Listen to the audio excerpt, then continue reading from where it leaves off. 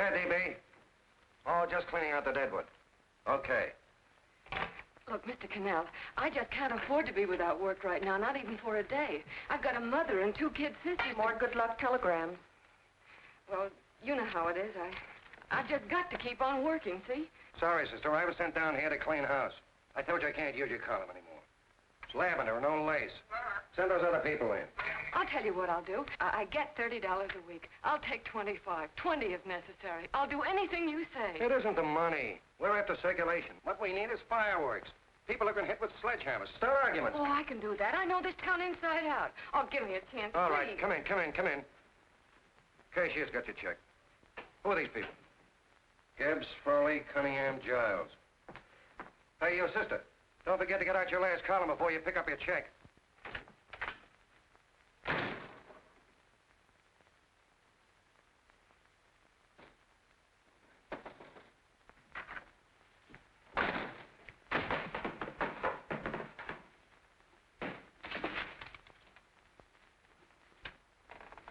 You're a couple of sticks shy in your column, man. Big rich slob like D.B. Norton buys the paper and 40 heads are chopped off. Did you get it, too? Yeah. You too? Oh, Joe. Oh, I'm sorry, darling. Why don't we tear the building down?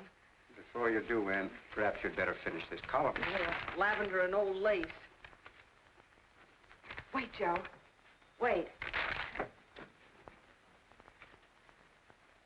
Wants fireworks, huh? Okay.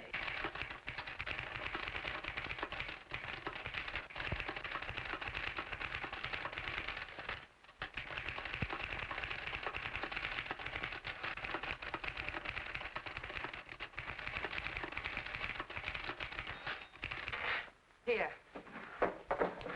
Below is a letter which reached my desk this morning. It's a commentary on what we laughingly call the civilized world. Dear Miss Mitchell, 4 years ago, I was fired out of my job. Since then, I haven't been able to get another one. At first, I was sore at the state administration because it's on account of the slimy politics here we have all this unemployment. But in looking around, it seems the whole world's going to pot. So in protest, I'm going to commit suicide by jumping off the City Hall roof. Signed, a disgusted American citizen, John Doe. Editor's note, if you ask this column, the wrong people are jumping off the roofs. Hey, Ann, this is the old Fakeroo, isn't it? Never mind that, Joe. Go ahead. Sorry.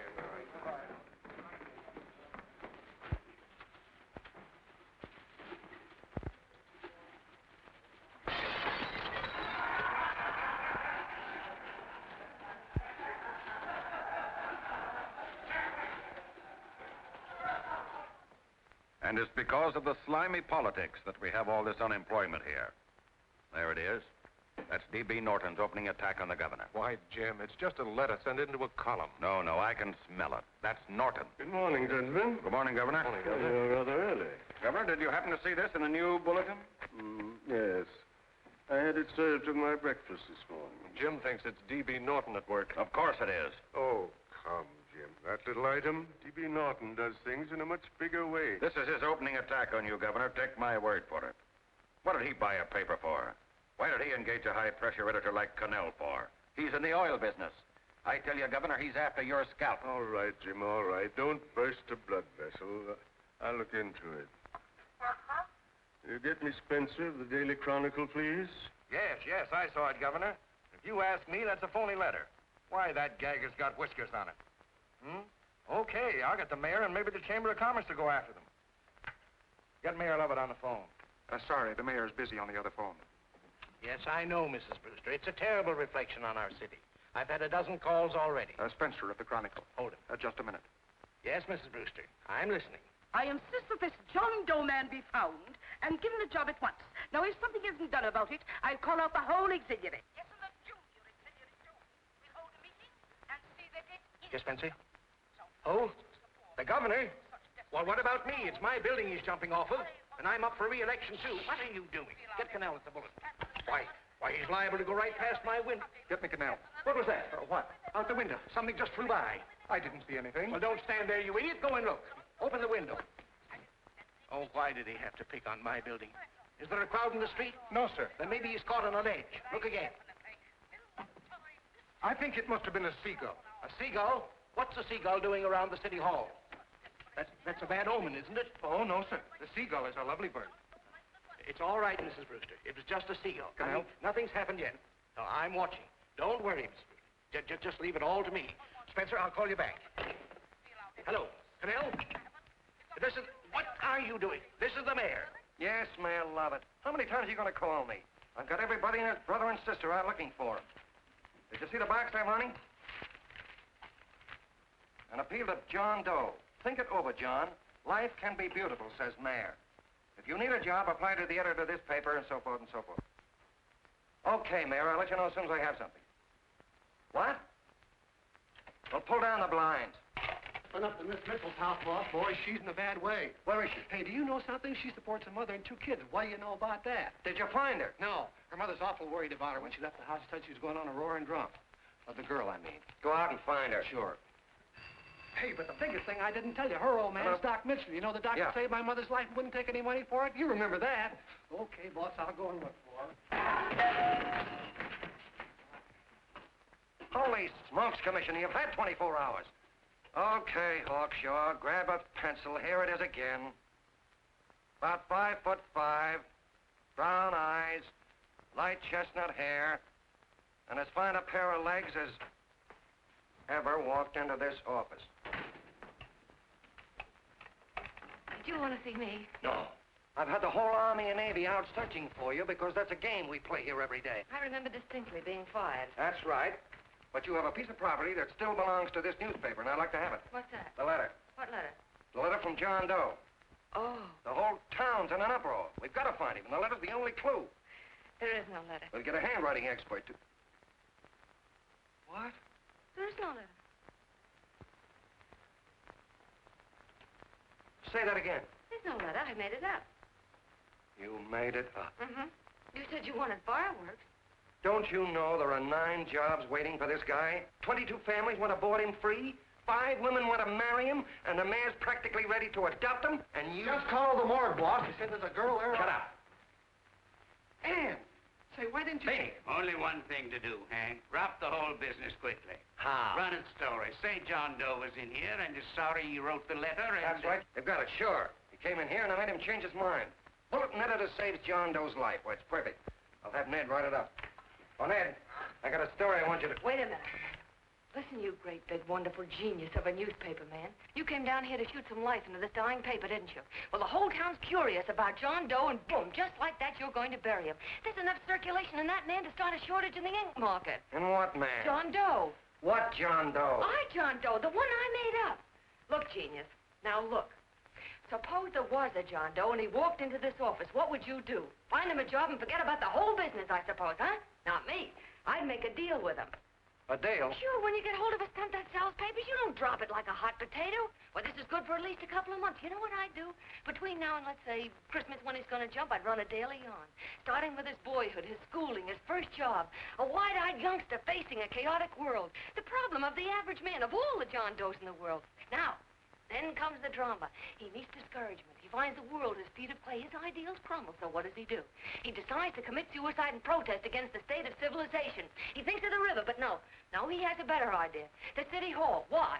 Because he wants to attract attention. He wants to get a few things off his chest, and that's the only way he can get himself heard. So? So he writes me a letter, and I dig him up. He pours out his soul to me. And from now on, we quote, I protest by John Doe. He protests against all the evils in the world. The greed, the lust, the hate, the fear. All of man's inhumanity to man. Arguments will start. Should he commit suicide or should he not? People will write in pleading with him. But no, sir, John Doe will remain adamant. On Christmas Eve, hot or cold, he goes. See? Very pretty. Very pretty indeed, Miss Mitchell. But would you mind telling me who goes on Christmas Eve? John Doe. What John Doe? The one we hire for the job, you lunkhead. Wait a minute. Let me get this through this lame brain of mine. Are you suggesting we go out and hire someone to say he's going to commit suicide on Christmas Eve? Is that it? Well, you're catching on. Who, for instance? Anybody. Beanie'll do. Why, sure. Who, me? Jump off a... Oh, no, any time at Christmas. I'm superstitious.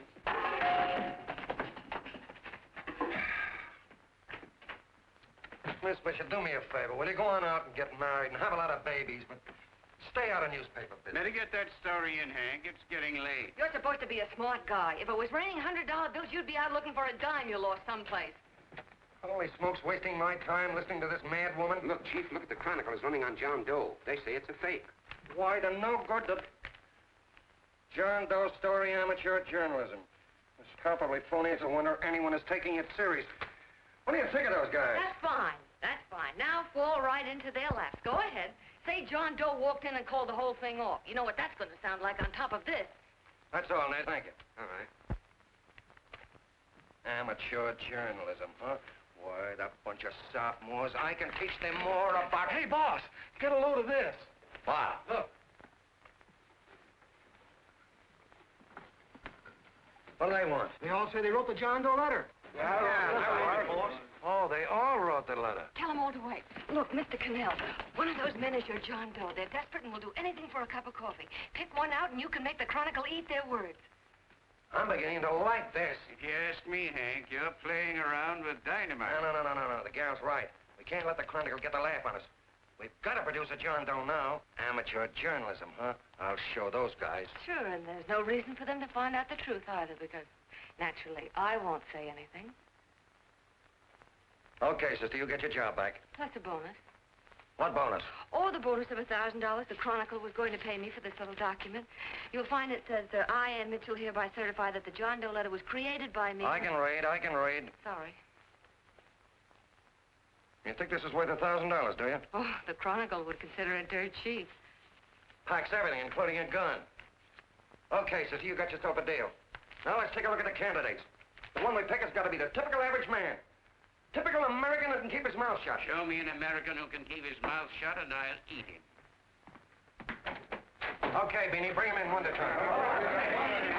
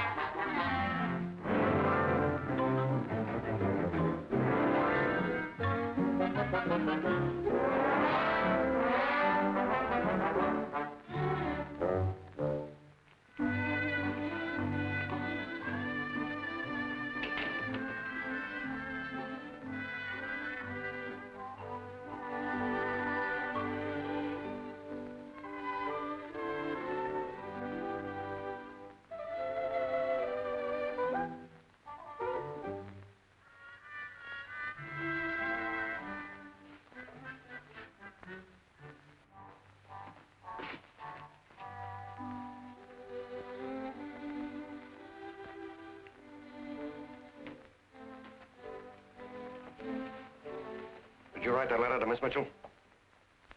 No, I didn't. What are you doing up here, then? Well, the paper said there were some jobs around loose. Thought there might be one left over. Had any schooling? Yeah, a little. What do you do when you work? I used to pitch. Baseball? Yeah, till the wing went bad. Where'd you play? Bush leagues, mostly. How about family? Got any family? No. Oh, just traveling through, huh? Yeah. Me and a friend of mine. He's outside. Looks all right. Be perfect, a baseball player. What could be more American? She had a family, though. Be less complicated without a family. Look at that face. It's wonderful. They'll believe him. Come on. What's your name? Willoughby. John Willoughby. Long John Willoughby, they called me in baseball. Would you like to make some money? Yeah. Maybe. Would you be willing to say you wrote that letter and stick by it?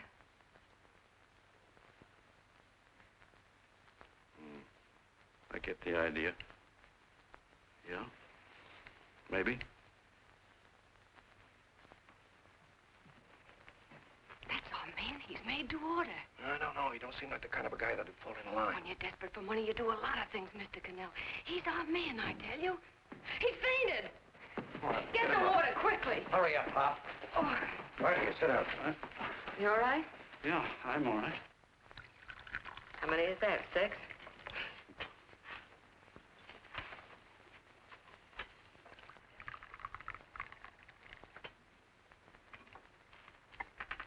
Pretty hungry, weren't you? this John Doe business is batty, if you ask me. Well, nobody asked you. Trying to improve the world by jumping off buildings.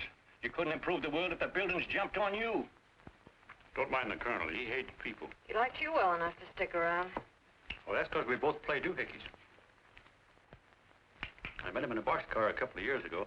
I was fooling around with my harmonica, and he comes over and joins in. I haven't been able to shake him since.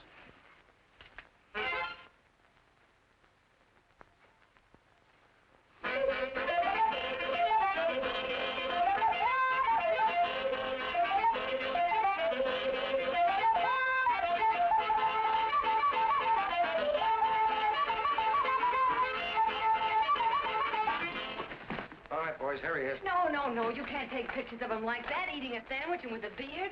But he's going to jump off a building. Yes, but not because he's out of a job. That's not news. This man's going to jump as a matter of principle. Well, maybe you're right. We'll clean him up and put him in a hotel room under bodyguards. We'll make a mystery out of him.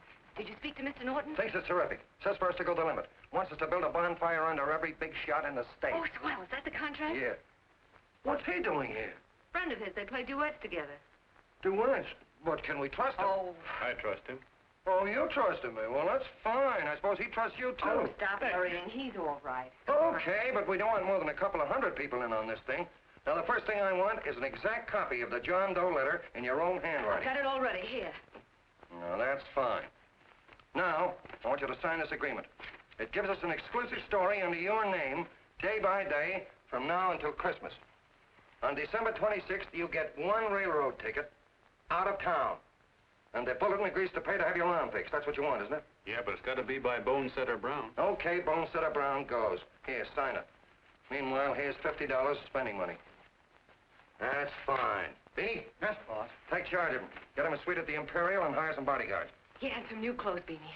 You think we better have him to Laos? Yeah. Both of them? Yes, both of them, but don't let them out of your sight. Hey, Beanie, gray suit, huh? Yes. Okay, fellas.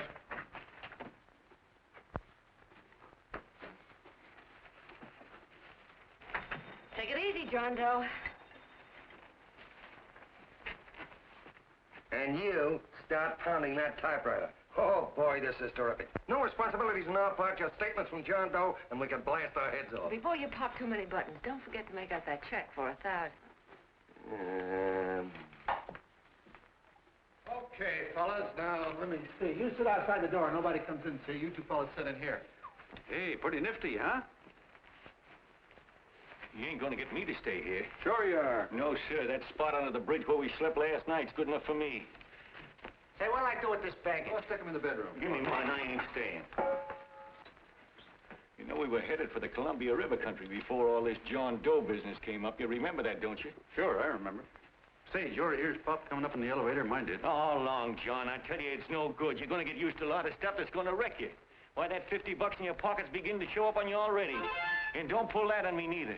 Stop worrying, Colonel. I want to get my arm fixed out of this. Hey, here's some cigars the boss sent us. Have one. Hey, Help cigars. yourself. No.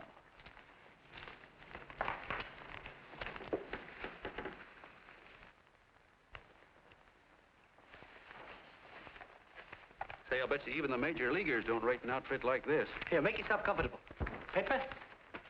I don't read no papers, and I don't listen to radios either. I know the world's been shaped by a drunken barber, and I don't have to read it. I've seen guys like you go under before. Guys that never had a worry. Then they got a hold of some dough and went goofy. The first thing that happens Hey, to a you guy... got a load of the bedroom. No. The first thing that happens to a guy like that, he starts wanting to go into restaurants and sit down at a table and eat salads and cupcakes and tea. Boy, what that kind of food does to your system.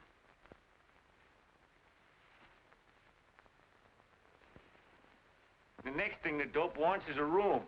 Yes, sir, a room with steam heat, and curtains and rugs, and before you know it, he's all softened up and he can't sleep unless he has a bed.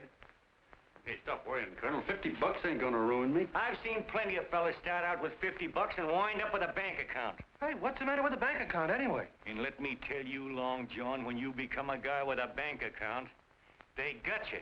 Yes, sir, they got you. Who's got him? The helots. Who? Hey, here's the City Hall tower I was supposed to jump off of. It's even higher than this. Who's got him? The helots. Woo! Hey, wait a minute! You're not supposed to jump on Christmas Eve. Do you want to get me in a jam? If it's going to get you in the jam, we'll do you a favor. I won't jump. And when they got you, you got no more chance than a road rabbit. Hey, who'd you say was going to get him? Hey, is this one of those places where you ring if you want something? Yeah, just use the phone. Boy, I've always wanted to do this. Hey, Doc, look. Look, Doc. Give me that again, will you? Who's going to get him? The helots. Who are they? Listen, sucker, you ever been broke? Sure, mostly often. All right. You're walking along. Not a nickel in your jeans. You're free as the wind. Nobody bothers you. Hundreds of people pass you by in every line of business. Shoes, hats, automobiles, radios, furniture, everything. And they're all nice, lovable people. And they let you alone. Well, is that right? Then you get a hold of some dough, and what happens? All those nice, sweet, lovable people become helots. A lot of heels. They begin creeping up on you, trying to sell you something. They get long claws, and they get a stranglehold on you. And you squirm, and you duck, and you holler, and you try to push them away, but you haven't got a chance. They got you. First thing you know, you own things. The car, for instance. Now your whole life is messed up with a lot more stuff. You get license fees, and number plates, and gas, and oil, and taxes, and insurance, and identification cards, and letters, and bills, and flat tires, and dents, and traffic tickets, and motorcycle cops, and courtrooms, and lawyers, and fines, and a million and one other things. And what happens? You're not the free and happy guy you used to be. You gotta have money to pay for all those things. So you go after what the other fellas got. And there you are. You're a helot yourself.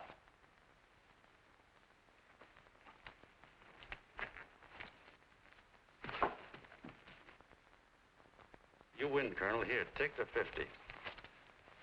Go ahead and get rid of it. You bet I will, just as fast as I can. I'm gonna get some canned goods, a fishing rod, and the rest I'm gonna give away. Give away? Hey, get me a pitcher's glove. I gotta get some practice. Say, he's giving it away. I'm gonna get me some of that. Hey, come back here, you helot. Will you send up 5 hamburgers with all the trimmings, 5 chocolate ice cream sodas, and 5 pieces of apple pie? No, apple with cheese. Yeah, thanks.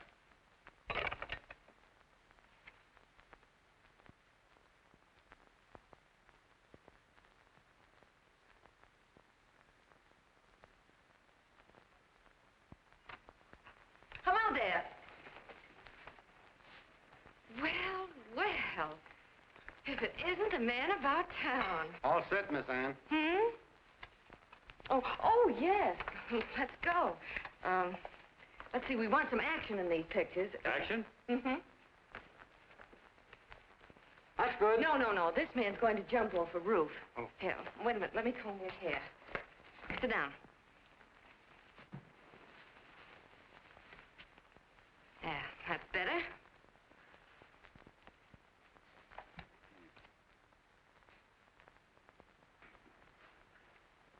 You know, he's got a nice face, hasn't he? Yeah, he's pretty. Sit down, quiet egghead. All right, now a serious expression. Can't. I'm feeling too good. Oh, come on now, this is serious. You're a man disgusted with all of civilization. With all of it? Yes, you're sore at the world. Come on now. Oh, crabby guy, huh? Yeah. No.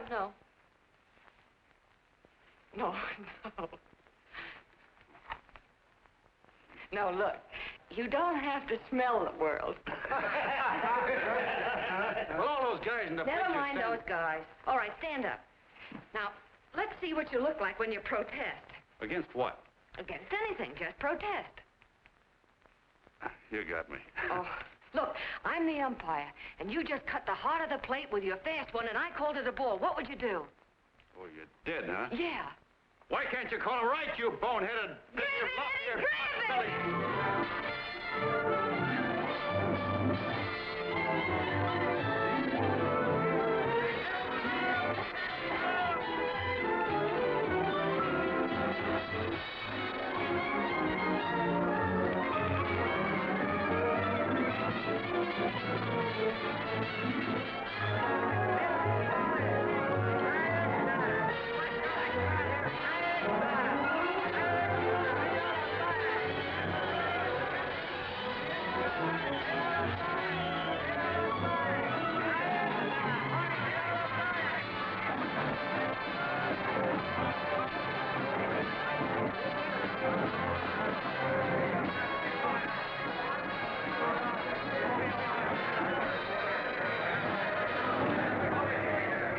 I don't care whose picture they're publishing. I still say that this John Doe person is a myth, and you can quote me on that. And I'm going to insist on his being produced for questioning. You know as well as I do that this whole thing is being engineered by a vicious man with a vicious purpose, Mr. D.B. Norton.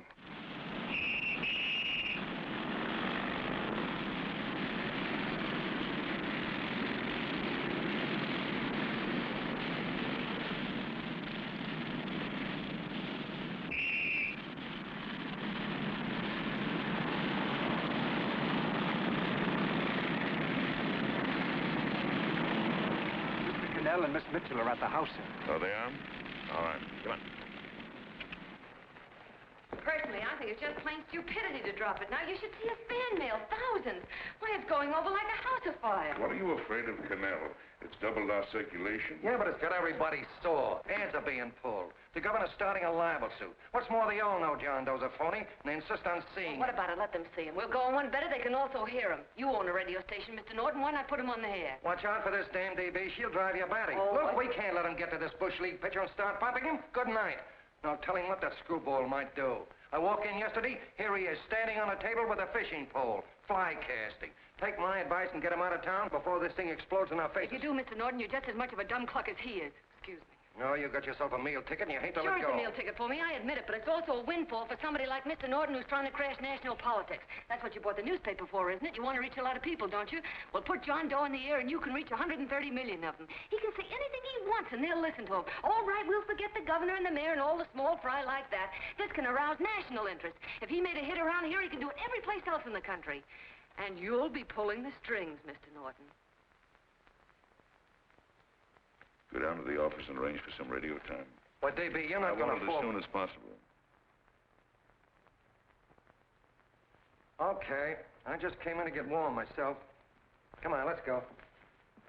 Don't you go. I want to talk to you.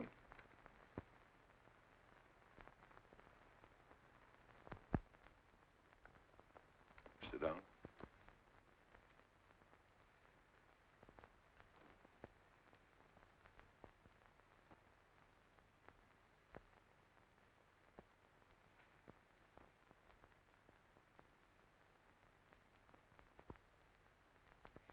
Hey, this John Doe idea was yours, huh? Yes, sir.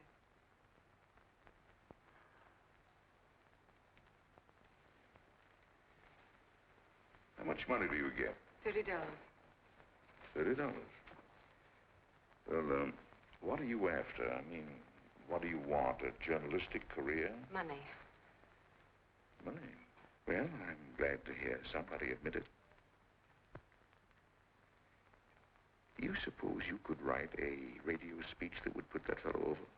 Oh, I'm sure I can. Do it, and I'll give you $100 a week. $100? That's only the beginning. You play your cards right, and you'll never have to worry about money again. Oh, I know it. Hello. Hello. Whenever there's a pretty woman around. This is my nephew, Ted Sheldon, Miss Mitchell. How do you do? How do you do? All right, Casanova, I'll give you a break. See that Miss Mitchell gets a car to take her home. Always reading my mind, aren't you? Thank you very much for everything. And Miss Mitchell, I think from now on you'd better work directly with me.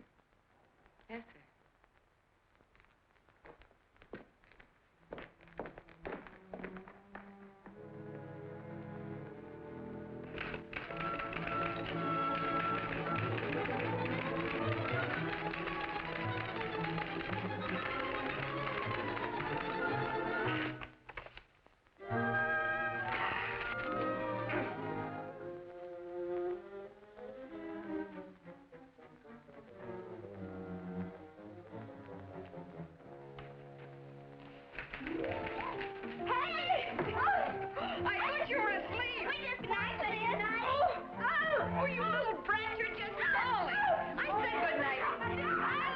Come, children. It's past your bedtime. Come on. Now, scooch off there. Pour through me. I'm done. I'll never get this speech right. Oh, yes, you will, Ann, dear. You're very clever. Yeah, I know. What are you looking for? Your purse, I need $10. What for? I gave you 50 just the other day. Yes, I know, dear, but Mrs. Burke had her baby yesterday. 9 pounds. And there wasn't a thing in the house. And then the community chest lady came. And the 50's all gone, huh? Who's the 10 for? The Websters. The Websters. You remember those lovely people your father used to take care of. I thought I'd buy them some groceries. Oh, Anne, dear, it's a shame those... You're marvelous, Ma. You're just like Father used to be. Do you realize a couple of weeks ago we didn't have enough to eat ourselves? Well, yes, I know, dear, but these people are in such need. And we have plenty now. If you're thinking of that $1,000, forget it. It's practically all gone. We owed everybody in town. Now, you just got to stop giving all your money away. Oh, Anne, dear. Oh, I'm sorry, Ma. Oh, don't pay any attention to me. I guess I'm just upset about all this. Gee whiz, here I am with a great opportunity to get somewhere, to give us security for once in our lives, and I'm stuck. If I could put this over, your Mrs. Burke can have 6 babies. You mean this speech you're writing? Yeah, I don't know. I simply can't get it to gel. I created somebody who's going to give up his life for a principle. Hundreds of thousands of people are going to listen to him over the radio. And unless he says something that's, well, that's sensational, it's just no good. Well, honey, of course, I don't know what kind of a speech you're trying to write, but judging from the samples I've read, I don't think anybody will listen. What? Darling, there's so many complaining political speeches. People are tired of hearing nothing but doom and despair on the radio. If you're going to have him say anything, why don't you let him say something simple and real, something with hope in it? If your father were alive, he'd know what to say. Oh, yeah. Father certainly would. Wait a minute.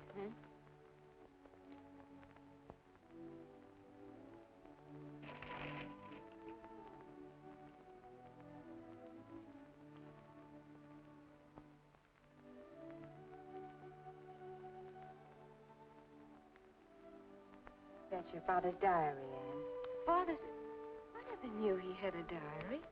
There's enough in it for 100 speeches. Things people ought to hear nowadays. You be careful of it, won't you, dear? Always help to keep your father alive for me. You bet I will, Ma. Wait a minute. John Doe don't want to sign no autographs. Well, what does he do all day? What does he do all day? He's writing out his memories. Sorry, lady, you can't see Mr. Doe. He wants to be alone. No. No, he just sits around all day and commutes with himself.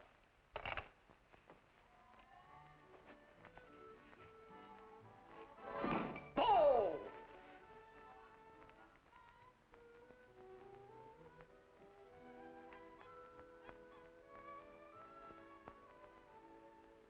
I don't know how you're going to stand it around here till after Christmas. I'll bet you ain't heard a train whistle in 2 weeks.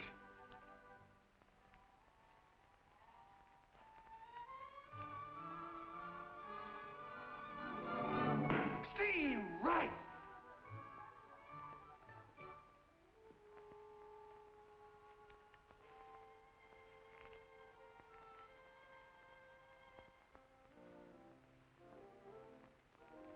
I know why you're hanging around.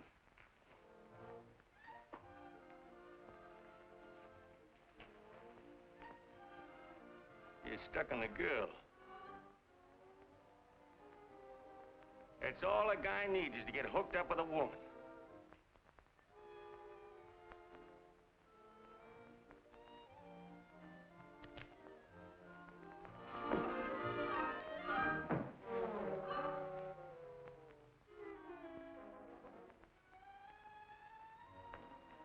What was that, a single? First baseman dropped the ball. Butterfingers. Tough luck, pal.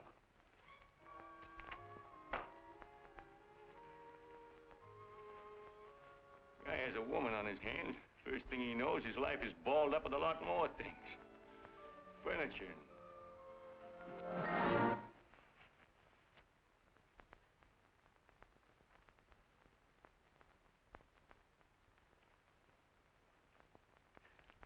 Did you get him? You're out. Swell. What's this, the end of the 8th? 9.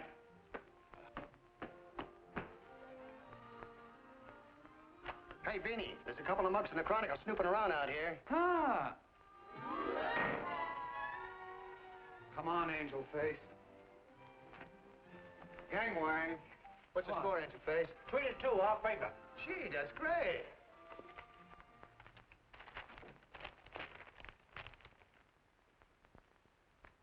Hey, you got swell form there. Must have been a pretty good pitcher. Pretty good. Say, I was just about ready for the major leagues when I chipped a bone in my elbow. I got it pitching a 19-inning game. 19? Yeah. There was a major league scout there watching me, too. And he came down after a game of the contract. You know what? I couldn't lift my arm to sign it. I'll be okay, though, as soon as I get it fixed up. It's too bad. What do you mean, too bad? Huh? Oh, that you'll never be able to play again. What are you talking about? I just told you I was going to get Well, you know how they are in baseball if a guy's mixed up in a racket. Racket? What do you mean? Well, I was just thinking about this John Doe business. Why, as soon as it comes out it's all a fake, you'll be washed up in baseball, won't you? Yeah. Hey, doggone. I never thought about that.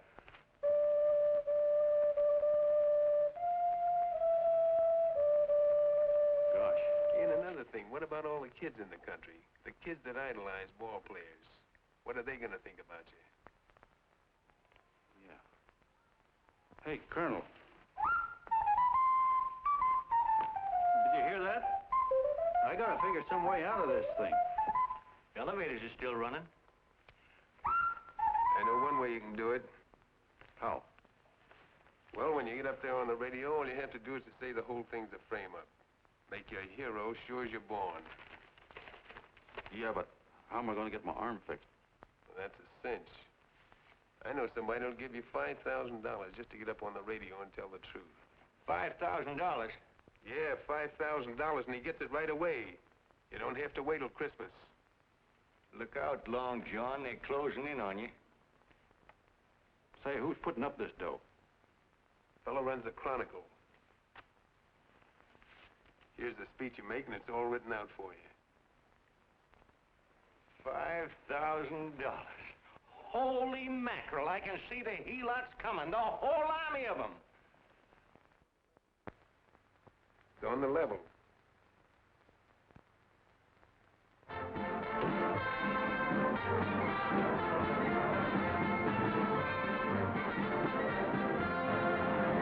No, I'm sorry. Tickets for the broadcast are all gone. Phone the bulletin. Sorry, no more tickets left.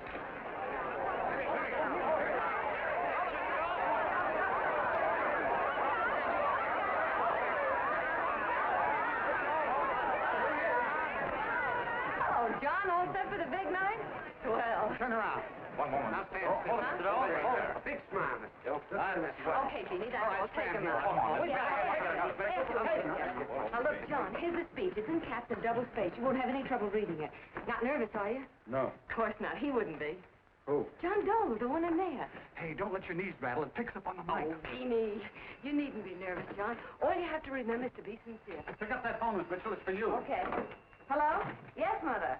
Oh, thank you, darling. Oh, there he is, the poor dear man. Oh, good luck to you, Mr. Doe. We want you to know that we're all for you. The girls all decide that you're not to jump off any roof at all. Oh, we'll stop it. You got the speech I gave you? Yeah. Now, look. I'll give this money to the colonel just as soon as you get started. We'll have a car waiting at the side entrance for you. Okay. How'd you get in here? Huh? Oh, I just came in to wish him Come luck. on, out. Mother says good luck, too. John, when you read that speech, please believe every word of it. He turned out to be a wonderful person, John. Who? John Doe, the one in the speech. Oh. You know something? I've actually fallen in love with him. All right, there he is, sister. Now, come on, plenty of room. What's the idea? No, that's too much. Not so much. Come on, Oh, this is no time for cheap publicity, Mr. Cannell. Listen, if that guy lays an egg, I want to get something out of it. I'm getting a Jane Doe ready. Oh, come on. Here. Will you, fellas? Give me a All right, chance. that's I enough. have to make take one more. Well, that's fine, honey. You go ahead. All right, Nancy, Eddie. you go ahead. How you doing? Oh. All right, Benny, bring him in. Holy smoke, a happy helot. There you are, boss. Just like you ordered. Symbols of little people. Okay, get him up. All right, young fella. This is ridiculous, Mr. Cannell. Come on, give me a chance. It is on the air. Come on, Look at him. Oh, fellas, I told you what you want. No, come on, Come on, that's right. Do what you can get all the pictures you want. Thank you very much. Come on. Well, yeah, that's right. Come on, Snooks, you better bail out. So goodbye, Mr. Doe. Beanie. All right. Better get ready. 1 minute to go. Wow, 1 minute to go. The score is nothing to nothing. Now, please, John, You won't let me down, will you? Will you? Of course you won't. If you'll just think of yourself as the real John Doe. Listen, everything in that speech are things a certain man believed in. He was my father, John. When he talked, people listened. And they listened to you, too. Funny. You know what my mother said the other night? She said to look into your eyes, that I'd see Father there. Hey, what do you say? Okay, we're coming. Come on. Now, listen, John, you're a pitcher. Now get in there and pitch. Good luck. Give him room, let him through. Come on.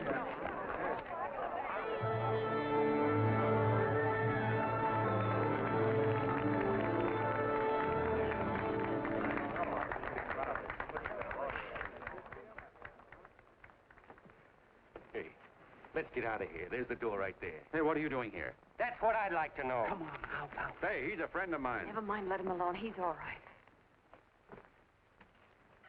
I'll be right over there pulling for you. John, over here.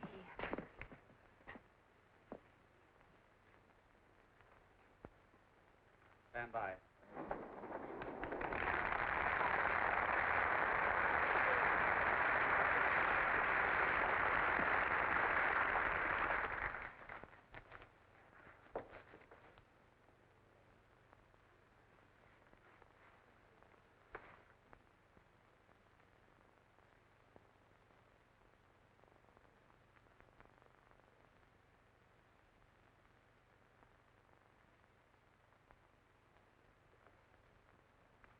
Phone the Chronicle. Tell them to start getting those extras out.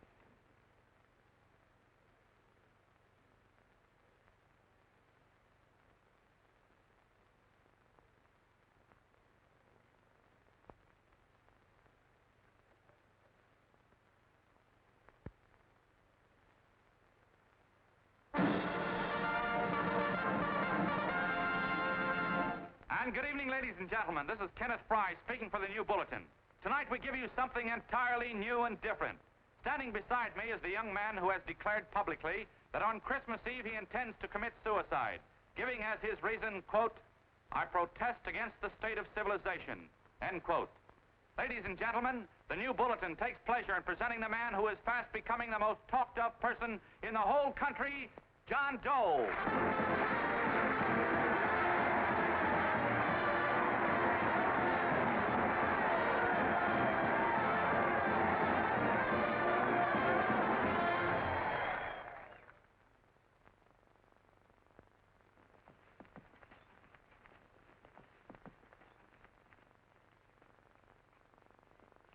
Ladies and gentlemen,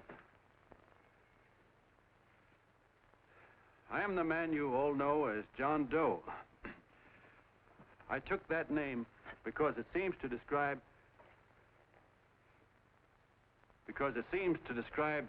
the average man. And that's me. And that's me. Well, it was me before I said I was going to jump off the city hall roof at midnight on Christmas Eve. Now I guess I'm not average anymore. Now I'm getting all sorts of attention. From big shots, too. We've been double-crossed. The mayor and the governor, for instance. They don't like those articles I've been writing. You're an imposter, young fellow. That's a pack of lies you're telling. Who wrote that speech for you?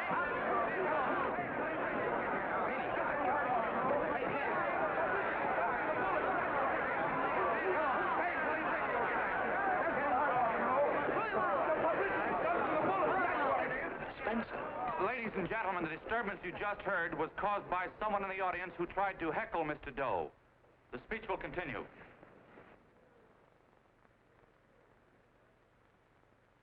Well, people like the governor and that fellow there can stop worrying. I'm not going to talk about them. I'm going to talk about us, the average guys, the John Does. If anybody should ask you what the average John Doe is like, you couldn't tell him because he's a million and one things. He's Mr. Big and Mr. Small. He's simple and he's wise. He's inherently honest, but he's got a streak of larceny in his heart. He seldom walks up to a public telephone without shoving his finger into the slot to see if somebody left a nickel there.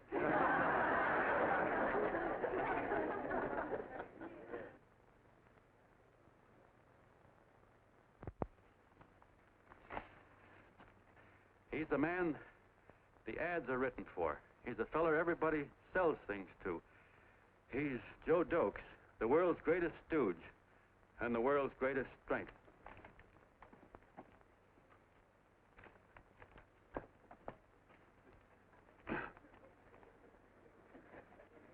Yes, sir. Yes, sir, we're a great family, the John Does. We are the meek who are supposed to inherit the earth. You'll find us everywhere.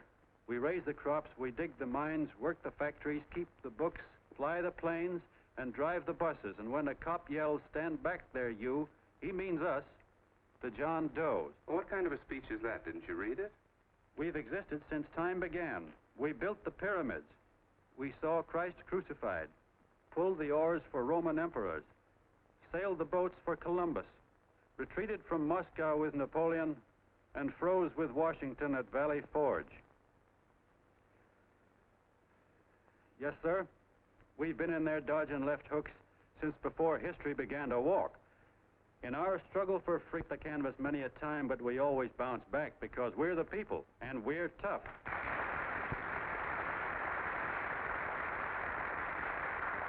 They've started a lot of talk about free people going soft, that we can't take it. That's a lot of hooey.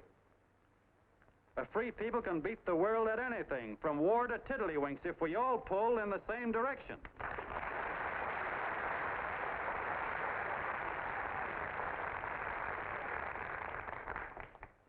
I know a lot of you are saying, "What can I do? I'm just a little punk. I don't count." Well, you're dead wrong. The little punks have always counted, because in the long run, the character of a country is the sum total of the character of its little punks.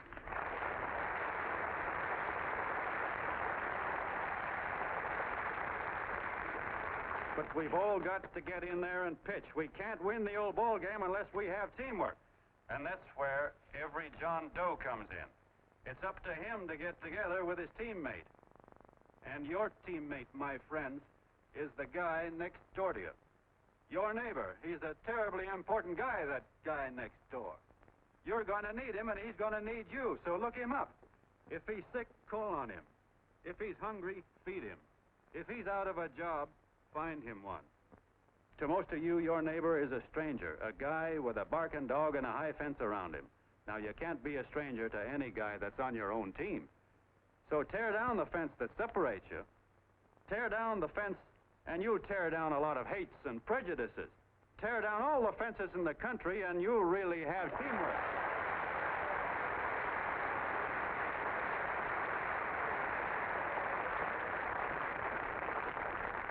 I know a lot of you are saying to yourselves, he's asking for a miracle to happen. He's expecting people to change all of a sudden.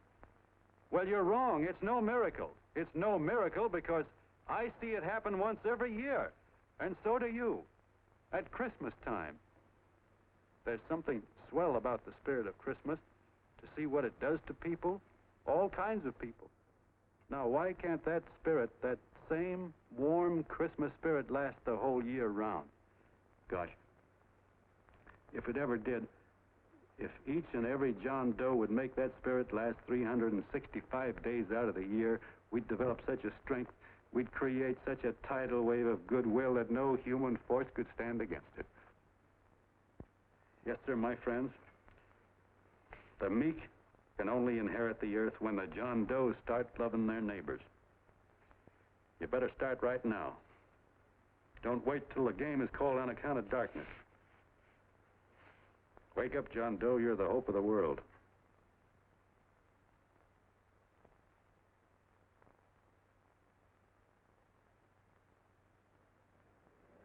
John, you look wonderful.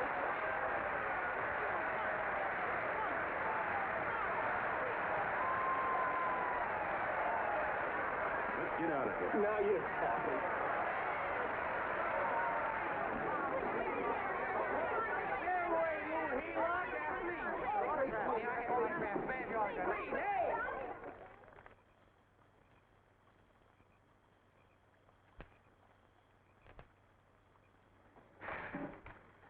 knew you'd wake up sooner or later.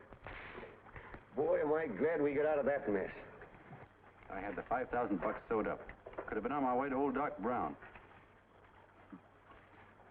You're a pitcher, John, she says. Now, go in there and pitch. What a sucker. Yeah, she's a heel-lot just like the rest of us. Lucky you got away from her. What was I doing up there making a speech anyway? Me, huh? Geez, the more I think about it, the more I could... Tear down all the fences. Why, if you tore one picket off of your neighbor's fence, he'd sue you. 5,000 bucks, had it right in my hand. What do you mean he ran away? We'll go after him, find him. That man is terrific.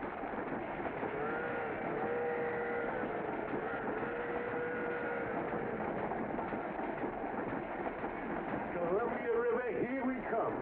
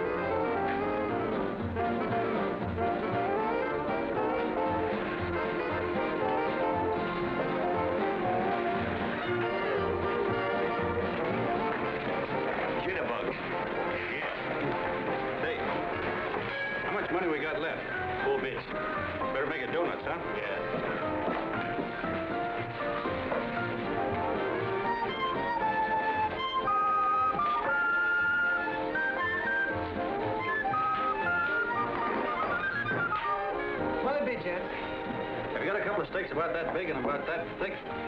Yeah, with hashed brown potatoes and tomatoes and apple pie and ice cream and coffee. And donuts, I know. Hey, Ma! Sinkers! A fair! Sinkers, a fair, coming up. Glad he took the tea out of there.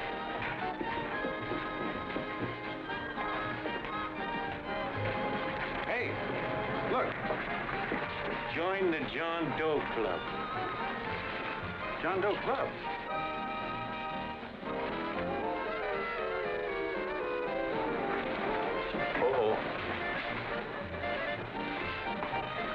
John Doe. Who? John Doe. Ah, you need glasses, buddy. Oh, but it's a spitting image of John Doe. Yeah, but his name is Willoughby. I'm John Willoughby. I'm a baseball player. Sure. Oh, no, I'd know that voice anyway. You can't kid me. You're John Doe. Hey, Ma! Ma! That's John Doe. John Doe? Yeah, sitting right there, big as life. Who'd you say it was? John Doe, the big guy there. Well, you know, Pictures in the paper. That's John Guy. John Doe. John Doe.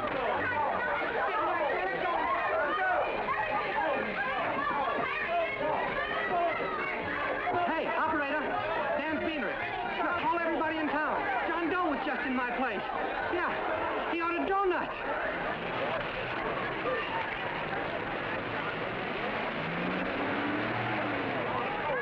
John Doe. Hey, have a seat, John Doe. Come on. I know you are. You're all neighbors. See, John Doe, we're all neighbors. But my office is packed like a sardine box. What does John Doe look like, Mr. Mayor? Oh, he's one of those great big outdoor type men. No, you can't see him. You didn't vote for me the last time. Shame on you. What are you doing there? Get off my front porch anyhow. Mr. Norton come yet? Oh, well, I wonder where he's at. What's keeping him? He should have been here 15 minutes ago. Oh, there he comes now. Now, everybody on your dignity. Don't do anything to disgrace us. A little town, but we got to show off. Better let me talk to him. All right, but present it to him as a great cause for the common man. Ah, here he comes. Now, give him room down there. Give him room, folks. Come on now. Come on. Here he comes. Here he comes. Here, Mr. Norton. How do you do, Mr. Norton? I'm Mayor Hawkins. Get Mr. Norton. Let me go, you darn tool. I'm the mayor. Mr. Norton. Mr. Norton. Mr. Norton. I'm Mayor Hawkins. Your office telephoned me to hold him. Well, that's fine. How is he? Oh, he's fine. He's right in my office there. You know, it's a great honor having John Doe here, and you too. Haven't had so much excitement since the old city hall burned down. People are so excited, and then it tore its clothes off. Oh, Matilda, darling, phone the newspapers, tell them Mr. Norton's here. Step right inside, Mr. Norton. My office. Very comfortable here, Mr. Norton. Just had it air conditioned. Gangway, please. Make room for Mr. Norton. Gangway. Gangway. Here he is, Mr. Norton. Well taken care of. The neighbors are serving him a light lunch. Hello, John. Mr. Mayor, if you don't mind, we'd like to talk to him alone. Why, certainly, certainly. All right, everybody. Clear out. No, but you... Everybody, quickly now. Come on. Look at that. Come on. Come on. That's it. All right. Don't argue with me here. Wait till we get home. Don't you push me around like that. Even though I'm your wife, you can't push me around. Look, Mr. Norton, I think you got a lot of nerve having those people hold us here. There's nobody holding you here, Mr. Doe. It's only natural that There's nobody holding us here. Let's get going. Incidentally, my name isn't Doe. It's Willoughby. Look, John, something terribly important's happened. They're forming John Doe clubs. We know of 8 already, and they say that there's... John Doe clubs? What for? To carry out the principles you talked about in your radio speech. I don't care what they're forming. I'm on my way, and I don't like the idea of being stopped either. Oh, but you don't know how big this thing is. You should see the thousands of telegrams we've received and what they're saying about you. Look, it started as a circulation stunt, didn't it? Well, you got your circulation. Now, why don't you let me alone? Oh, it started as a circulation stunt, but it isn't anymore. Mr. Norton wants to get back of it and sponsor John Doe clubs all over the country. He wants to send you on a lecture tour. Me? Uh-huh. Oh, certainly. With your ability to influence people, it might grow into a glorious movement. Say, let's get something straight here. I don't want any part of this thing. If you got an idea I'm going around lecturing the people, why, you're crazy.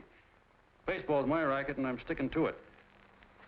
Come on, Colonel, let's get out of here. John, Please. I just got rid of one crowd. Oh, but please, Mr. Mayor, tell him the John Doe Club wants to talk to him. Let them in, Mr. Mayor. Let them come in. Okay, folks, but remember your manners. No stampeding. Walk slow, like you do when you come to pay your taxes.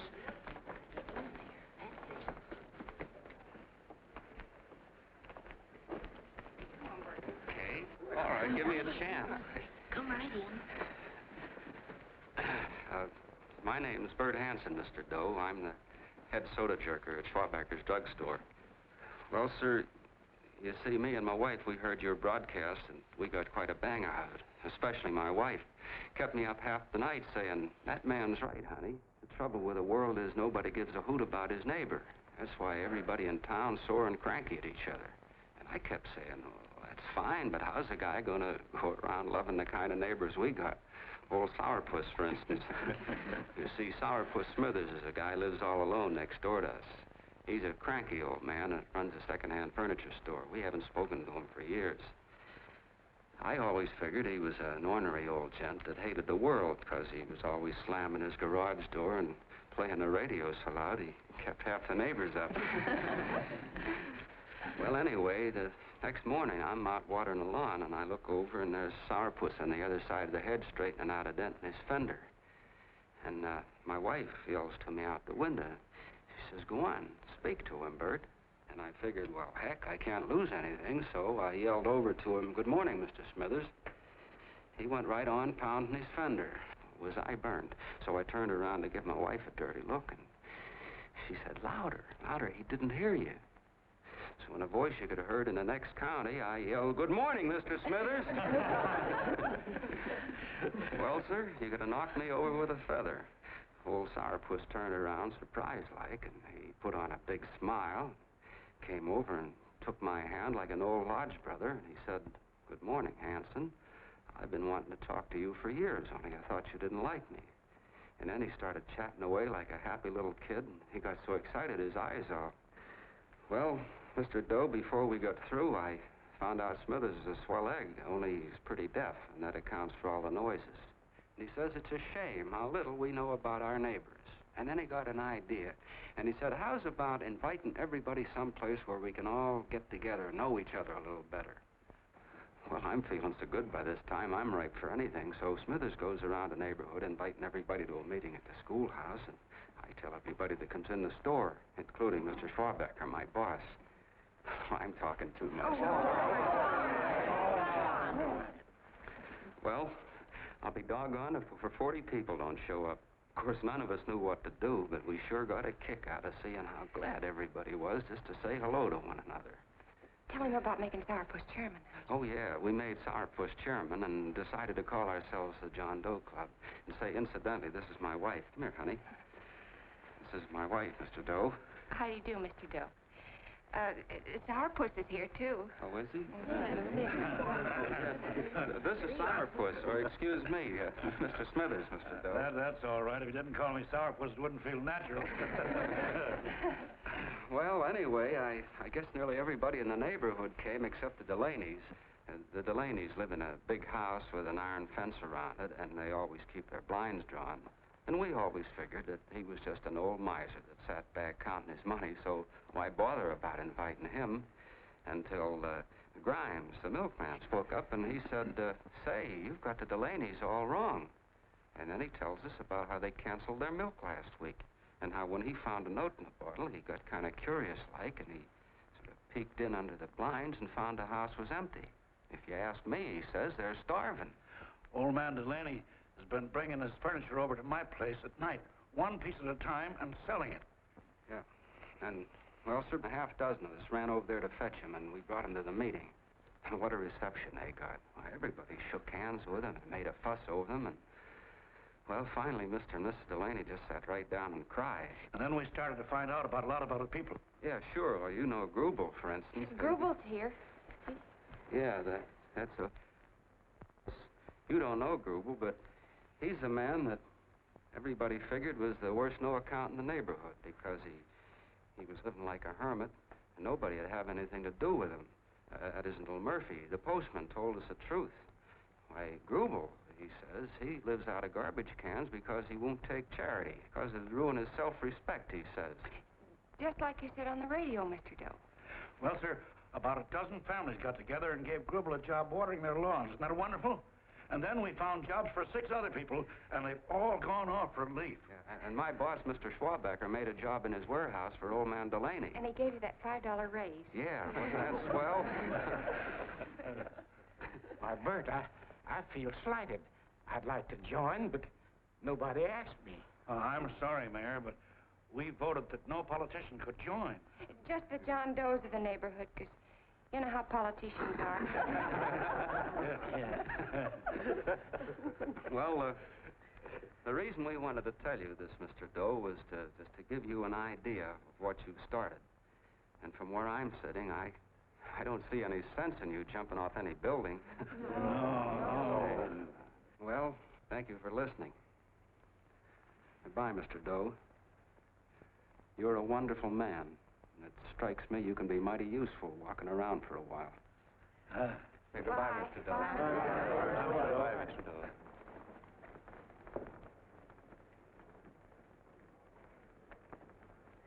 I'm Mrs. Delaney, Mr. Doe. And God bless you, my boy.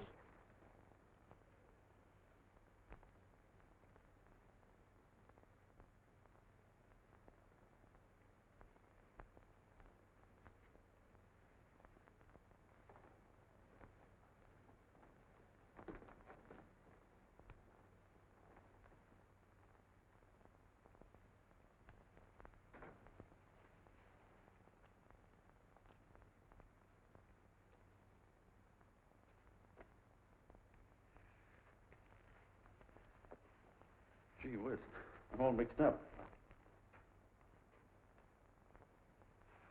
I don't get it.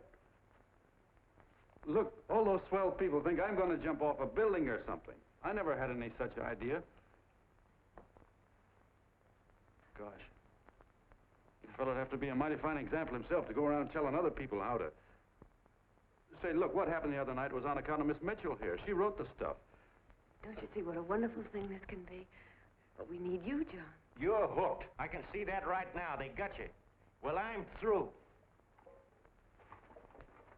For 3 years, I've been trying to get you up to the Columbia River country. First it was your glass arm, then it was the radio, and now it's the John Doe clubs. Well, I ain't waiting another minute.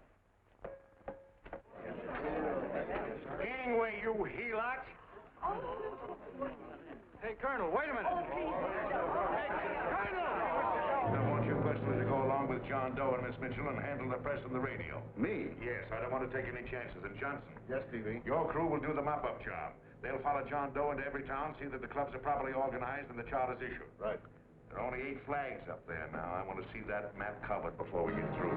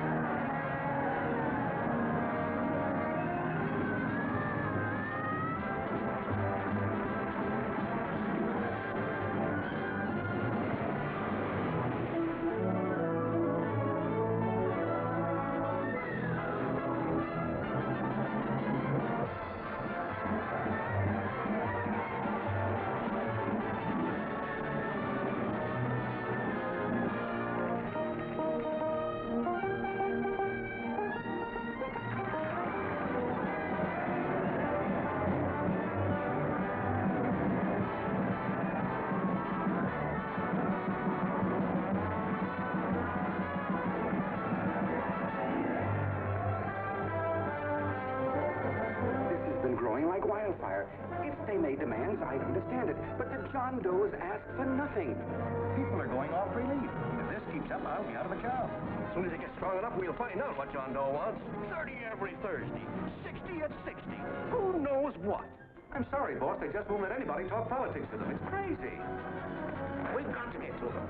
They represent millions of voters.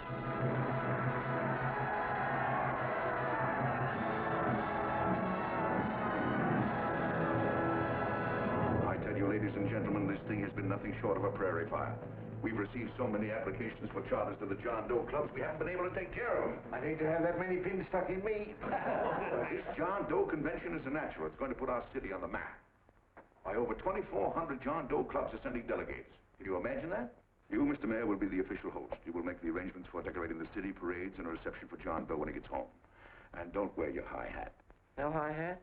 No high hat. And from you, Cannell, I want a special John Doe edition every day until the convention is over. And now, if you will, please step into the outer office and look your prettiest because there are photographers there to take pictures of this committee. Don't worry, Libby. Everything will be taken care of. Isn't it all too wonderful? Gather down here tonight, and I'll get a nice picture of you. Well, Mr. Mayor, would you step down in front row, please? You ladies get close to him. That's it. Well, I don't get it. Get what? Look, DB, I'm supposed to know my way around. This John Doe movement has cost you a fortune. Now, this convention is going to cost plenty. Well? Well, I'm stuck with 2 and 2, and I'm a sucker if I can make 4 out of it. Where do you come in? I'll have the satisfaction of knowing that my money has been spent for a worthy cause. I see. I better stick to running the paper, huh? I think maybe you better have.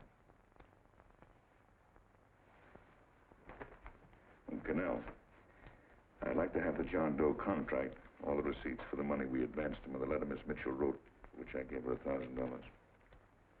Yes, sure. Well, we leave for the airport. Half an hour. Is that Johnny boy's room? Better hustle him up. He'll be ready on time. He's packing. Ah, good. Did you see his picture on the cover of Time? Yeah. I gotta give you credit, Annie girl. I've handled a good many big promotions in my time. Everything from a World's Fair to a channel swimmer. But this one has certainly got me spinning. And now a John Doe convention. Wow. Say, if you could only get him to jump off the City Hall roof on Christmas Eve, I'd guarantee you 500,000 people there. Charlie. Huh? What do you make of him? Oh, Johnny boy? Well, I don't know what angle you want, but I'll give it to you quick. Number 1, he's got great yokel appeal, but he's a nice guy. Number 2, he's beginning to believe he really wrote that original suicide letter that you made up. Number 3, he thinks that you're Joan of Arc or something. Yeah, I know. Number 4, well, you know what number 4 is. He's nuts about you. Yeah, it's running out of his ears. You left out number 5. We're all healed, me especially. Holy smoke. Come in.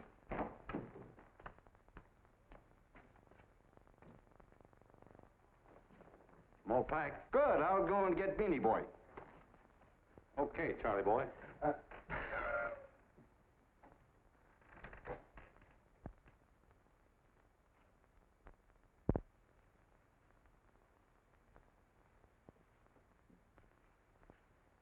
Can I help you pack? No, thank you.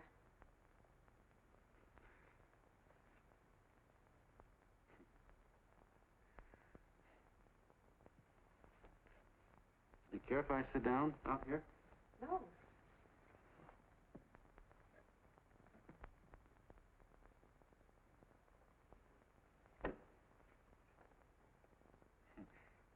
You know, I had a crazy dream last night. It was about you. About me? Sure was crazy. I dreamt I was your father.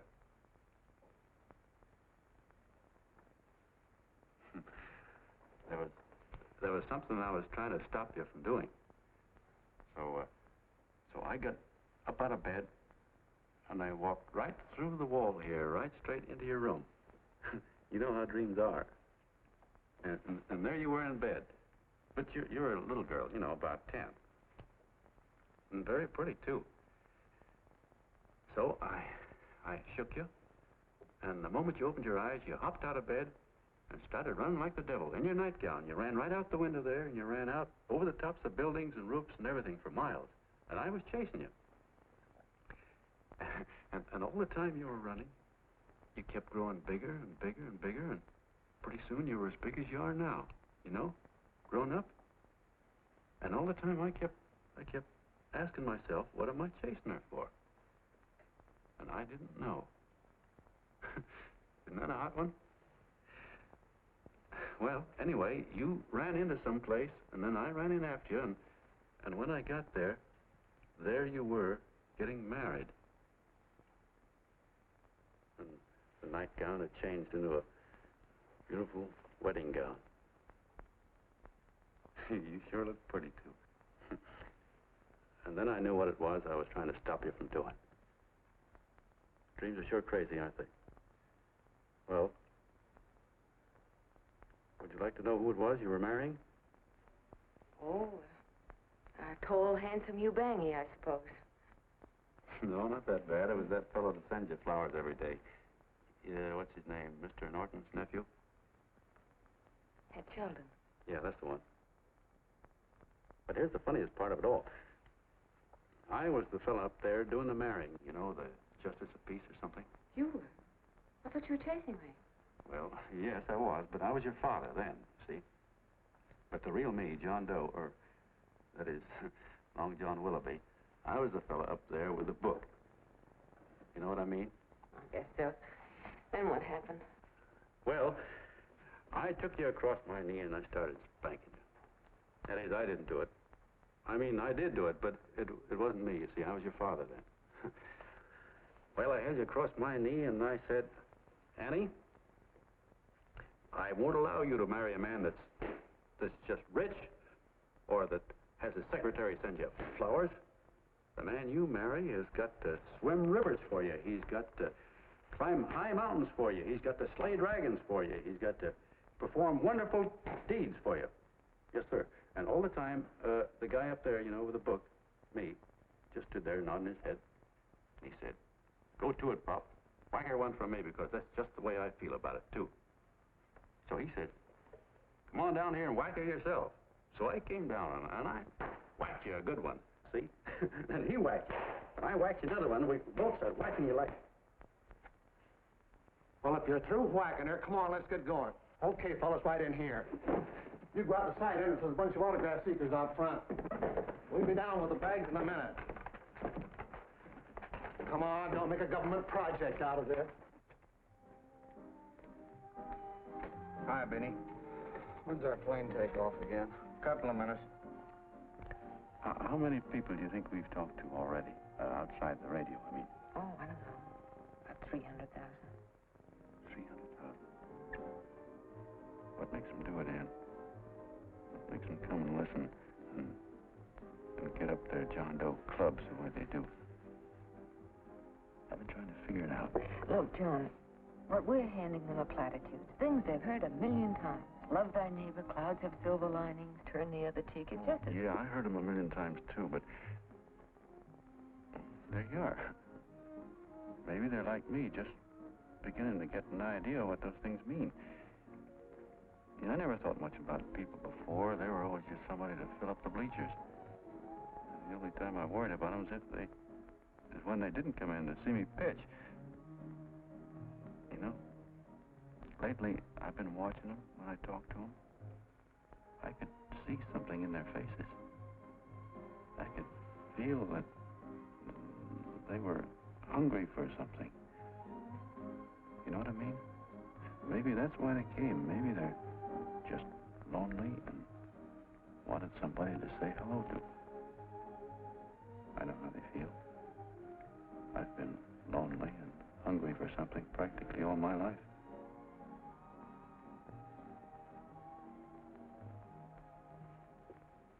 All aboard, folks.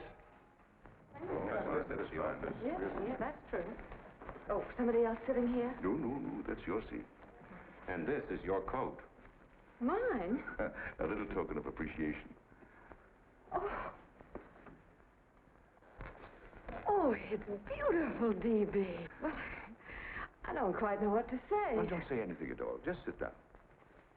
Oh. Go ahead, open it. Oh.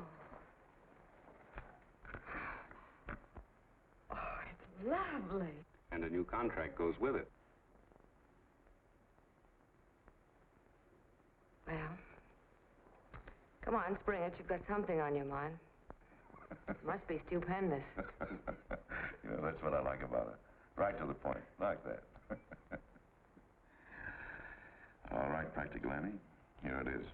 Tomorrow night, before a crowd of 15,000 people and talking over a nationwide radio hookup, John Doe will announce the formation of a third party.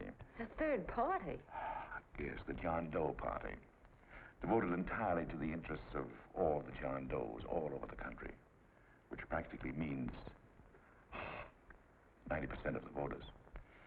He will also announce the third party's candidate for the presidency. A man whom he personally recommends, a great humanitarian, the best friend the John Does have. Mr. D.B. Norton. Yes.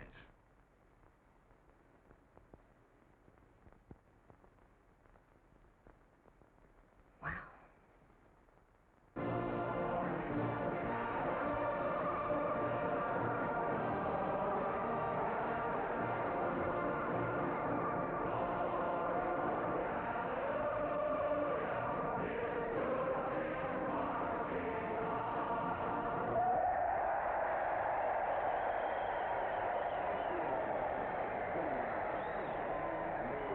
And although the opening of the convention is hours off, the delegates are already pouring into the ballpark by the droves, with lunch baskets, banners, and petitions asking John Doe not to jump off any roof. No matter how you look at it, it's still a phenomenal movement.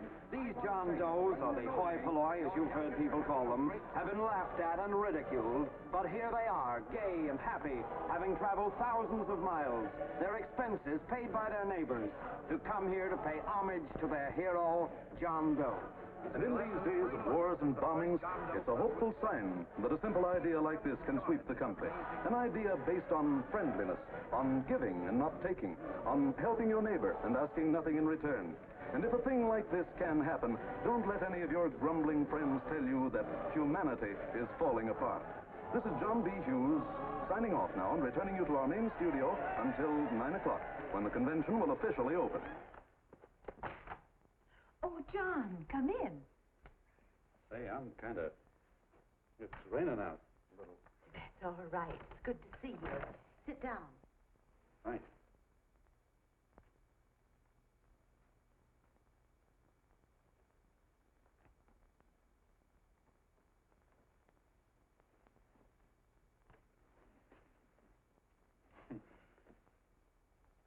It's for Anne. Oh, how nice. Thank you very much. Flowers. I'm terribly sorry she isn't here. She isn't? No, she just left. I'm surprised you didn't run into her. She went over to Mr. Norton's house. Oh. Did you want to see her about something important? Yeah. Well, no, it'll wait. Say, he's a nice man, isn't he? Mr. Norton, I mean.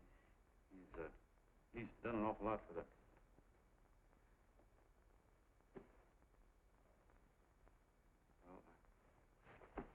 Say, my coat's pretty wet. I'm afraid I might have wet the couch a little.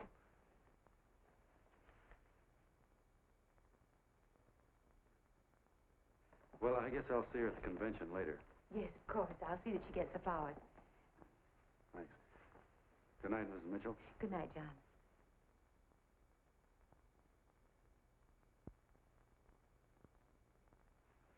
Say, Miss Mitchell, I'm kind of glad Anne isn't here. See, I came over here hoping to see her alone, and kind of hoping I wouldn't, too, you know what I mean? There was something I wanted to talk to her about. But, well, it'll wait, I guess. Good night. Good night, John. Say, look, Mrs. Mitchell, have you ever been married? Oh, I'm sure you have. Gosh, that's pretty silly. I guess you must think I'm kind of batty. Well, I guess I'd better be going at that. John, my husband said, I love you. Will you marry me? You did? What happened? I married him. Yeah, that's what I mean, see? It was easy as all that, huh? Yeah, but look, Mrs. Mitchell. You know, I love Anne, and it's going to be awfully hard for me to say it. Because, well, you know, she's so wonderful. And, well, the best I ever was a Bush League pitcher. And, you know, I think she's in love with another man. The one she made up. You know, the real John Doe.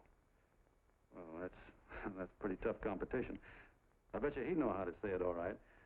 With me, I get up to it and around it and in back of it, but I never get right to it. You know what I mean? So the only chance I've got is, well, if somebody could kind of give her a warning, sort of prepare her for the shock. You mean you'd like me to do it? Hmm? Well, I was thinking that, yeah, you know, sort of break the ice. Of course I will, John.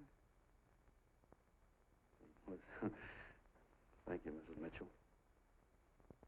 Hey, you're okay.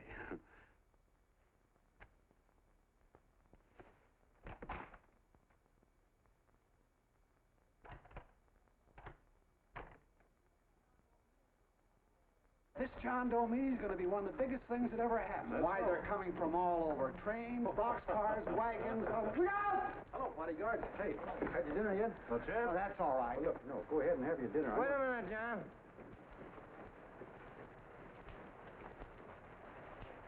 Hello, Mr. Cannell. How are you, John? John, I want to have a little talk with you.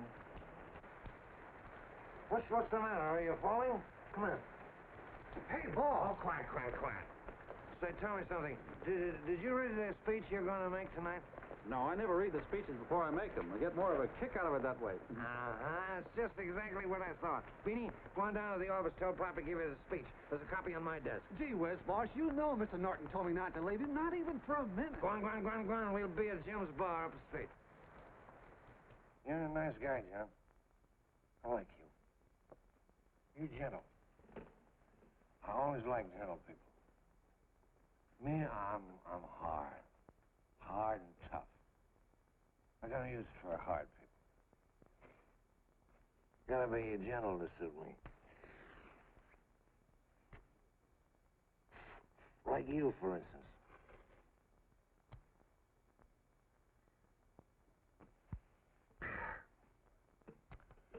Yep, I'm hard. But you wanna know something? I've got a weakness. Never guess that, would you? I have. Want to know this? Star-Spangled Banner. Screw you. Well, maybe it is, but play the Star-Spangled Banner. I'm a sucker for it. Always gets me right here. Know what I mean? Yeah, it gets me right back here. Oh, back there, huh? Well, every man to his own taste. You weren't old enough. You weren't old enough for the World War, were you, Jim? No, of course not. Oh, you must have been just kidding. I was just ripe and raring to go. You know what my old man did when I joined up? He joined up, too. Got to be a sergeant. And here's the kick for you. We were in the same outfit. Funny, huh? Hmm?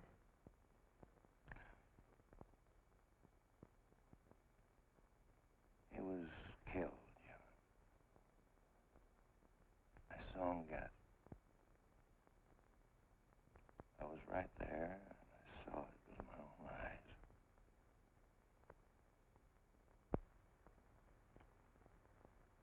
Me, I came out without a scratch. That is, excepting my ulcers.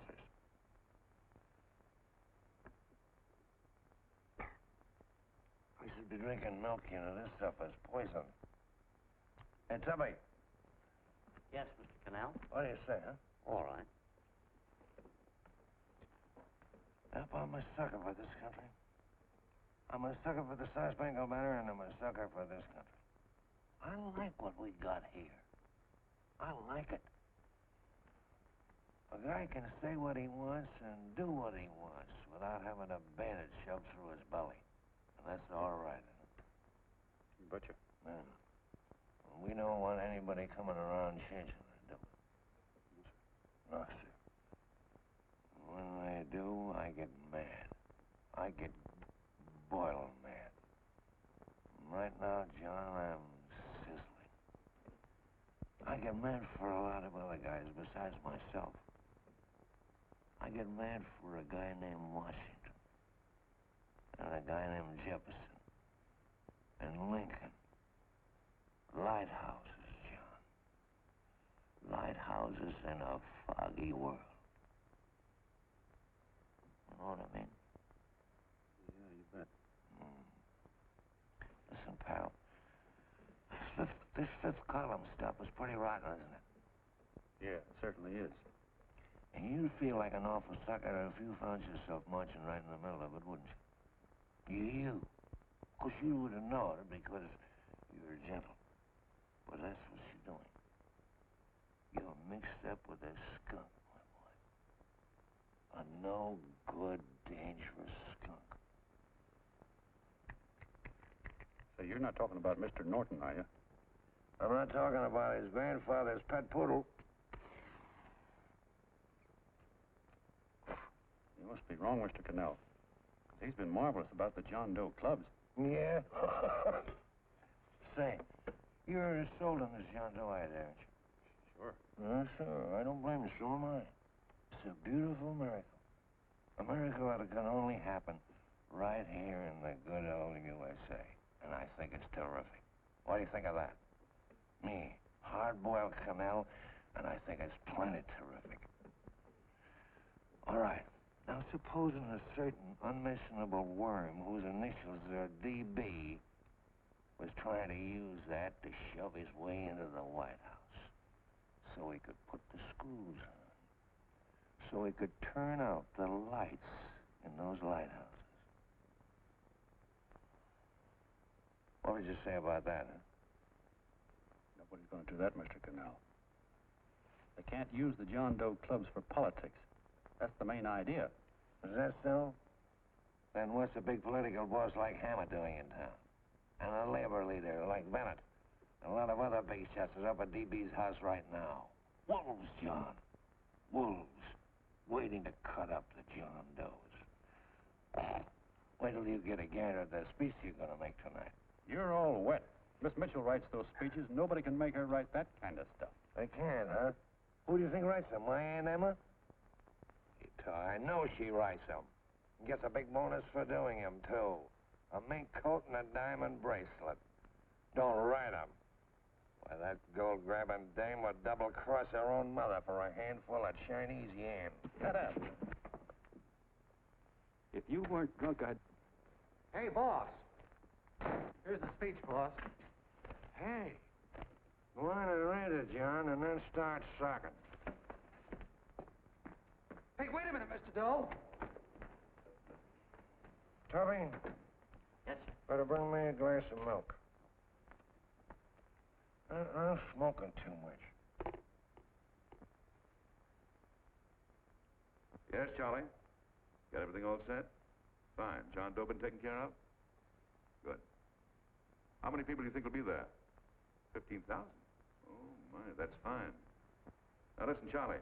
As soon as John Doe stops talking about me, I want you to start that demonstration. And make it a big one, you understand? Don't worry about that, DB. My boys are there. They'll take care of it. What? Yes, I'll be there 15 minutes after I get your call. Why, Mr. Doe. Where are they? In the dining room, sir.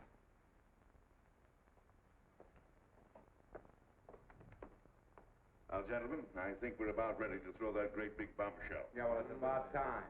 Even a conservative estimate shows that we can count on anywhere between 10 and 20 million John Doe votes. Now, add to that the labor vote that Mr. Bennett will throw in, and the votes controlled by Mr. Hammett and the rest of you gentlemen in your own territories, and nothing can stop us. As I said before, I'm with you, providing you can guarantee the John Doe vote. Don't worry about that. You can count on me on one condition. Little Bennett's got to be taken care of. Didn't I tell you that everybody in this room would be taken care of? My agreement with you gentlemen stands. I'm with you, D.B., but I still think it's a very daring thing we're attempting. These are daring times, Mr. Barrington. We're coming to a new order of things. There's too much talk been going on in this country. Too many concessions have been made. What the American people need is an iron hand. You're right. That's true. You're quite right, D.B. Discipline. Right. And now, may I offer a little toast to Miss Ann Mitchell, the brilliant and beautiful lady who is responsible for all this. Mr. Norton, I'd like to talk to you alone for a minute. Oh, Miss Mitchell has something to say to us.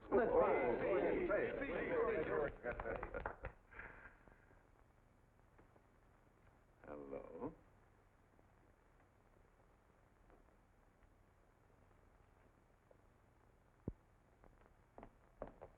John, I'm so glad to see you.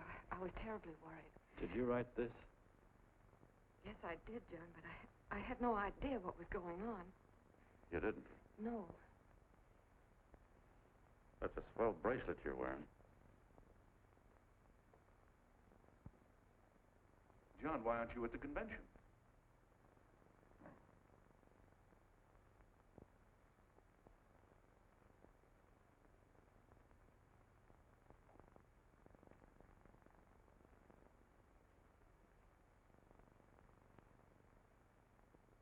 Is there anything wrong? No, nothing's wrong. Everything's fine. So there's going to be a new order of things, huh? Everybody's going to cut himself a nice fat slice of the John Does, eh? You forgot one detail, Mr. Big Shot. You forgot me, the prize stooge of the world. Why, if you or anybody else thinks he's going to use the John Doe clubs for his own rotten purpose, he's going to have to do it over my dead body. Well, hold on a minute, young man. Hold on. That's rather big talk. I started the John Doe clubs with my money. And I'll decide whether or not they're being properly used. No, you won't. You're through deciding anything. And what's more, I'm going down to that convention, and I'm going to tell those people exactly what you and all your fine feathered friends here are trying to cook up for them. And I'm going to say it in my own words this time. Stop it, baby. Hold my door. You ruined us, TV. Wait a minute, fella. My uncle wants to talk to you. Listen to me, my son. Before you lose your head completely, may I remind you that I picked you up out of the gutter and I can throw you right back there again? You've got a nerve accusing people of things. These gentlemen and I know what's best for the John Does of America, regardless of what tramps like you think. Get off that righteous horse of yours and come to your senses. You're the fake. We believe in what we're doing. You're the one that was paid the 30 pieces of silver. Have you forgotten that? Well, I haven't. You're a fake John Doe, and I can prove it. You're the big hero that's supposed to jump off tall buildings and things. Do you remember? What do you suppose your precious John Does will say when they find out that you never had any intention of doing it, that you were being paid to say so? You're lucky they don't run you out of the country. With the newspapers and the radio stations that these gentlemen control, we can kill the John Doe movement deader than a doornail. We'll do it, too, the moment you step out of line. Now, if you still want to go to that convention and shoot your trap off, you go ahead and do it.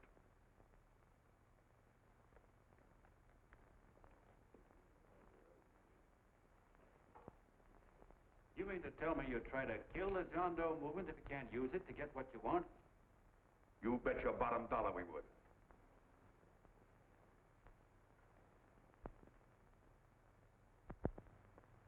Well, that certainly is a new low. I guess I've seen everything now.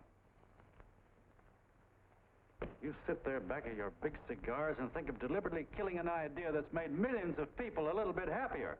An idea that's brought thousands of them here from all over the country, by bus and by freight and jalopies and on foot, so they could pass on to each other their own simple little experiences.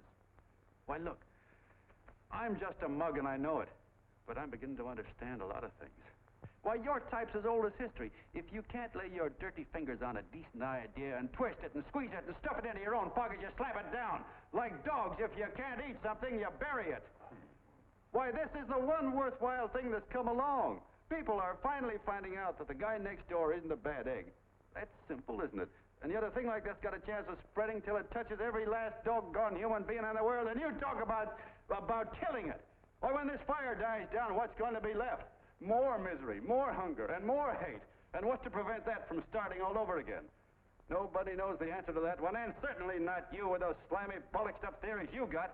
The John Doe idea may be the answer, though. It may be the one thing capable of saving this cockeyed world, yet you sit back there on your fat hulks and tell me you'll kill it if you can't use it. Well, you go ahead and try. You couldn't do it in a million years with all your radio stations and all your power, because it's bigger than whether I'm a fake. It's bigger than your ambitions, and it's bigger than all the bracelets and fur coats in the world. You bet it is, John. And that's exactly what I'm going down there to tell those people. A minute, you ungrateful rat. My uncle's been too good. He's getting away. Give me the bullet. I've always told you, D.B., you're playing with dynamite. Wait. All right, now, get away. Before he gets through tonight, he'll rule us all. I'll stop him cold. Don't worry, I've been ready for this. John! Oh, John, please listen to me. Please, I can explain everything, John. I didn't know what they were going to do. Let me go with you, John. John, please. Go ahead, driver. The full part. Please let me go with you. Please. John! Mr. Martin wants to see you. Listen to me, Mayor Lovett. You do as I say. I want them both arrested. You tell the police department to pick up Canal. I've got the girl here. I've got the bullet. I don't care what you charge him with. If you're worried, let him go in the morning, but keep him in jail overnight. Hello, Bulletin. Put Wire on.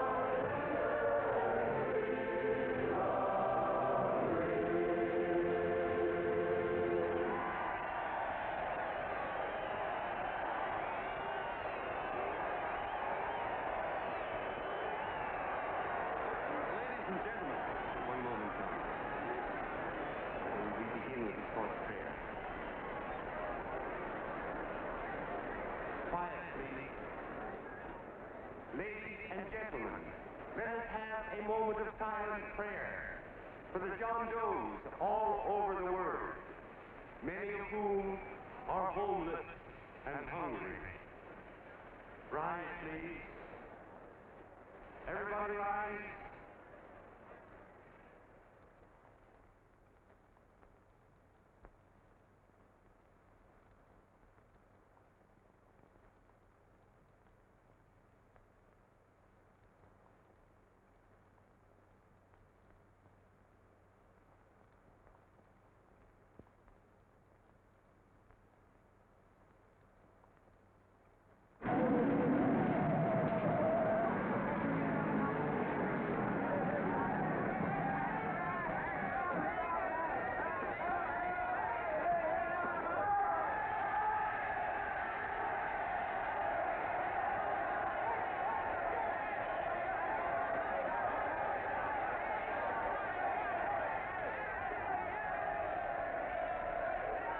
Newsboys. Hundreds of yelling newsboys are swarming into the park like locusts. They're yelling John Doe's a fake, fake.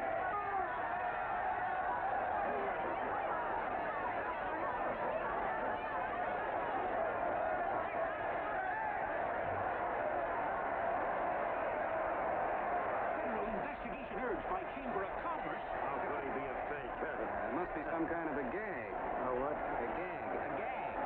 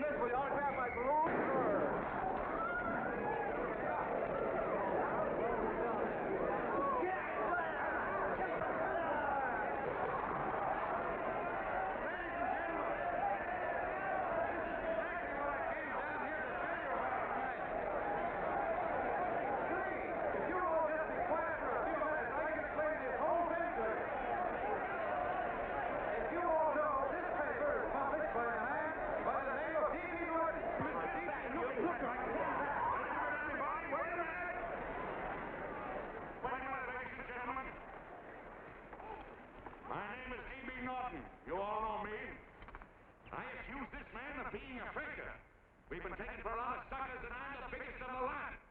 I spend a fortune backing this man in what I believe to be a sincere and worthy cause, just as you all did. And now I find out it's nothing but a cheap racket cooked up by him and two of my employees for the sole purpose of collecting dues from John Does all over the country. That's a lie. It's not a lie. Nickels and dimes to stuff into their own pockets. You can read all about it in the newspapers there. That's a lie. Listen, This man had no intention of jumping off the top of a building. He was paid to say so. Do you deny that? That's got nothing to do with it. Were you paid for it, or weren't you? Yes, I was paid, but there And what about the suicide note? You didn't write that either. What difference Did you write it or didn't you? No, I didn't write it. Now, you bet your life you didn't. You look in your papers, ladies and gentlemen, and you'll find Miss Mitchell's fine confession that she was the one who wrote it. Listen, folks, it's a fact that I didn't write the letter. There, you see, he admits that you're a fake John Doe. Now, for what you have done to all these good people, they ought to run you out of the country. And I hope they do it.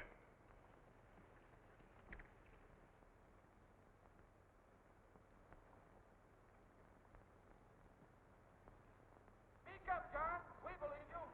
Please, listen, folks. Now that he's through shooting over his face, I've got a couple of things to tell you about. Come on, the rest of you get in here and riot. Break this crowd up. Come on. I'm sorry, folks, but we can't hear him anymore. Something's gone wrong with the loudspeakers. John Doe's a fake! Boo! They can't hear me. This thing's not working. Ladies and gentlemen.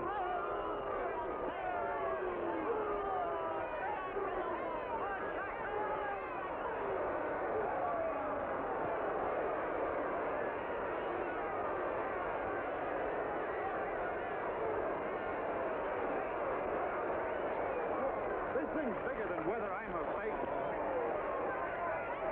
Look, Bert, you believe me, don't you? Sure. I believe you. Walking my legs off, thinking up 5,000 signatures for a phony. Well, there you are, Mr. Doe. 5,000 names asking you not to jump off any roof. It makes no difference, Bert. The idea's still good. We don't have to give up our club. Yeah, well, you can have it. They're starting to throw things. Somebody's going to get hurt. I'm afraid it'll be John Doe. Listen to that mob. I've got to go. All right, lady. Here, let go. Let me go. I want to go. Oh, please. Please let me go. They're crucifying him. I can help him. Sorry, sister, we got orders to hold. Orders from who? You think it's a framer? And oh, why do they won't let me go? They won't let me go. Listen, folks. You gotta listen to me, everybody. Jungle, you hobo! Just another racket! Stick to your club. We've been fed baloney so long, we're getting used to it.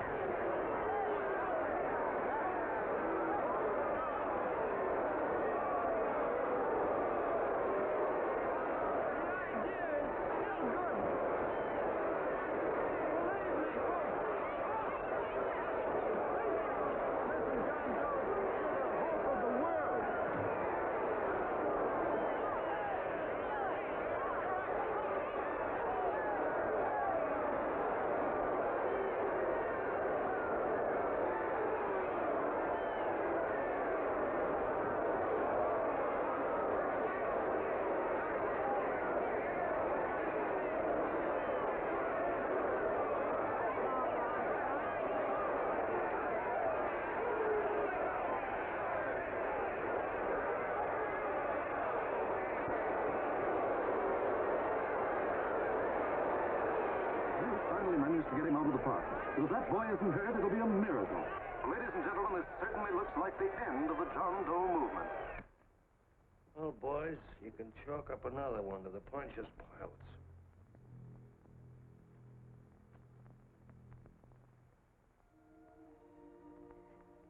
I should have been there. I could have helped him. He was so all alone. Thought I was going to be mighty ashamed of ourselves after tonight. We certainly didn't give that man much of a chance.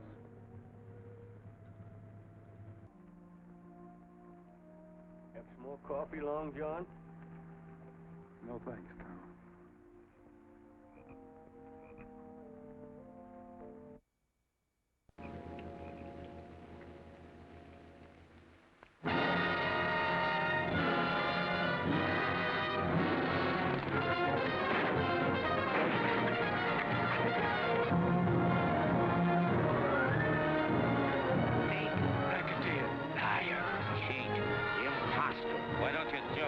Christmas Eve at midnight. Bye, Mr. Doe. You're a wonderful man. And God bless you, my boy.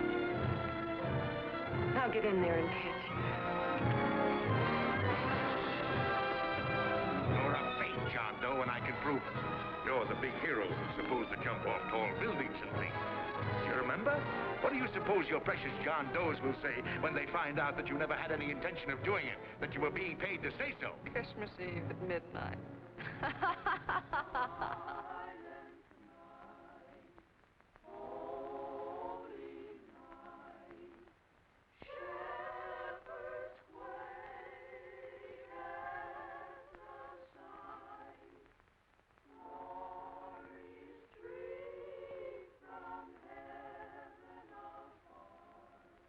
Merry Christmas, son.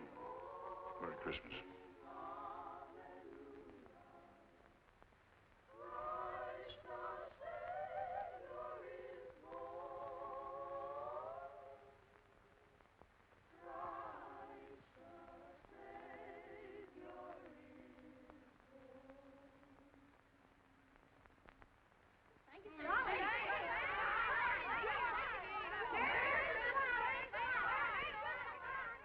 Who? John Doe. Is that screwball still around? Dame's been calling all day. Sure, I know. Yeah, at midnight, huh? Okay, lady. We'll have the place surrounded with nets. They're laughing at me.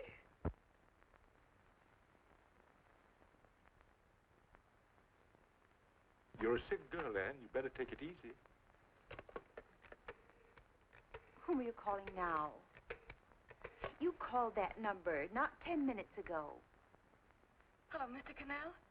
Have you seen him yet? Have you... Now listen, Ann, he can't possibly get in without our seeing him. I'm watching the side door and the colonel's out front, so stop worrying. Oh. Thank you.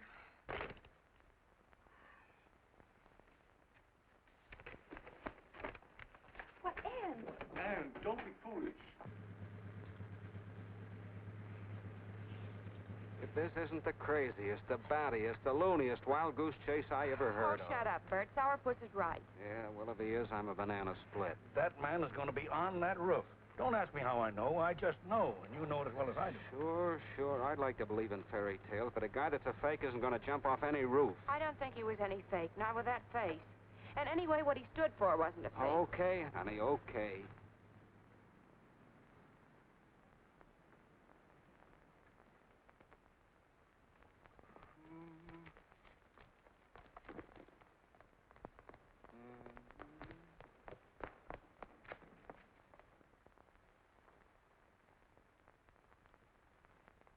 Elevators ain't running. Colonel, You shouldn't have got out of bed, miss. has he been here? No. Have you seen him? I ain't seen him for a week. Where's Canal? He's watching the other door. Oh, gee, you're swell.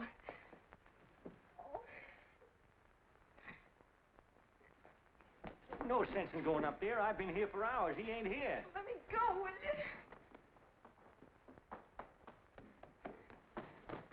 Now, that's crazy. It's 14 floors.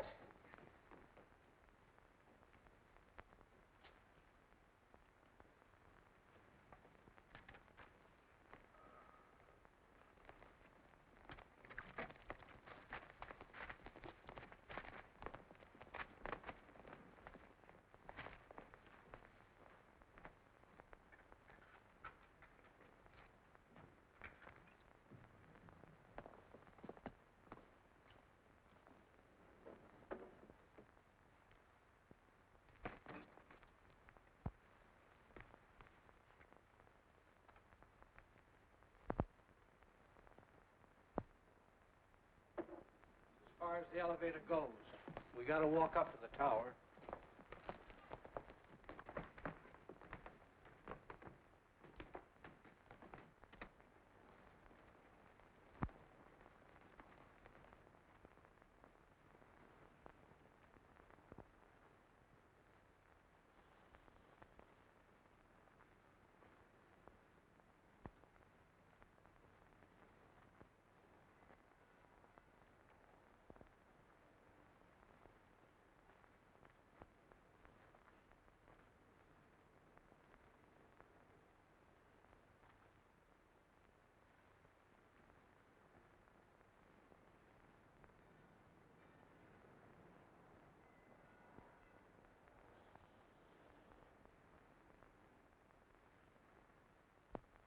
That tramp was probably full of Christmas cheer and asleep in some flop house. Let's go. I've got to decorate my tree.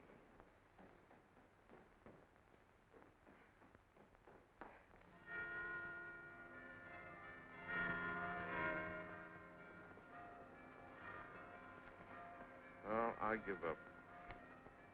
I don't know what gave us the idea that we'd attempt anything like this. I guess you're right. I'm afraid the joke's on us. Let's go.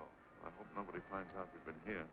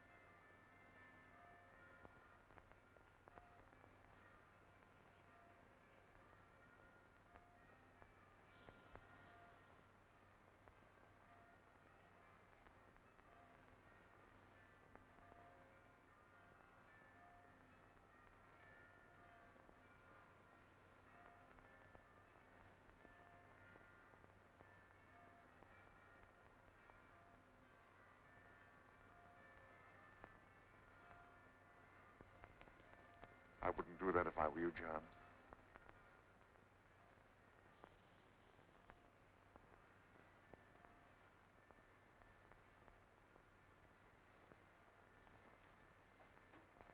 It'll do you no good.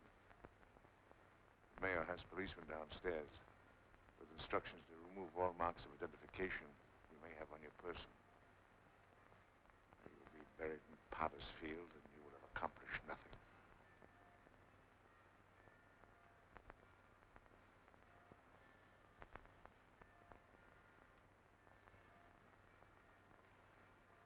I've taken care of that. I've already mailed a copy of this letter to Mr. Canal. John, why don't you forget this foolishness? Stop right where you are, Mr. Norton, if you don't want to go overboard with me.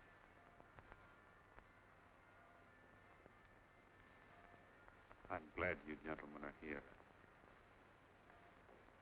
You killed the John Doe movement, all right. But you're going to see it born all over again.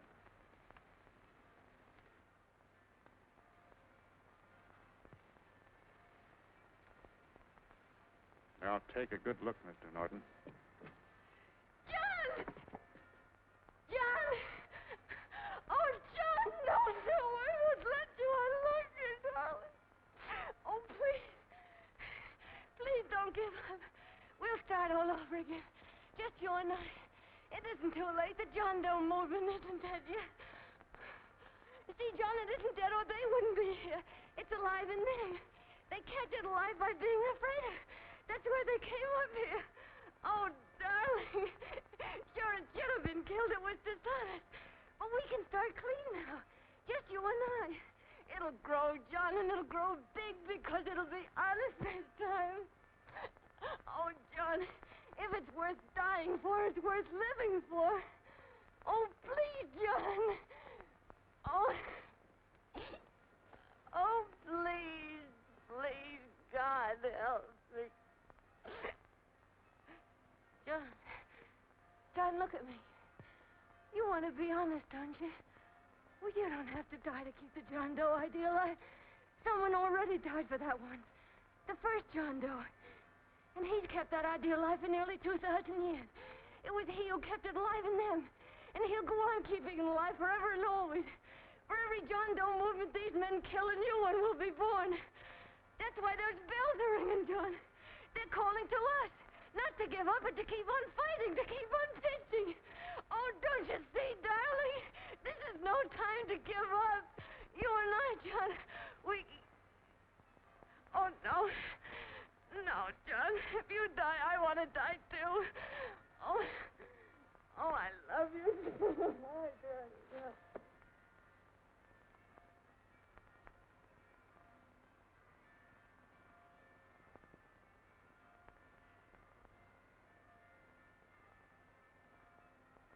Mr. Doe, you don't have to. We're with you, Mr. Doe. We just lost our heads and acted like a mob. What Bert's trying to say is that we need you, Mr. Doe. There were a lot of us that didn't believe what that man said. We were going to start up our John Doe Club again, whether we saw you or not. Weren't we, Bert? And there were a lot of others that were going to do the same thing. Well, Mr. Sourpuss even got a letter from his cousin in Toledo. I got it right here, Mr. Doe. Only it'd be a lot easier with you. Please. Please come with us, Mr. Doe.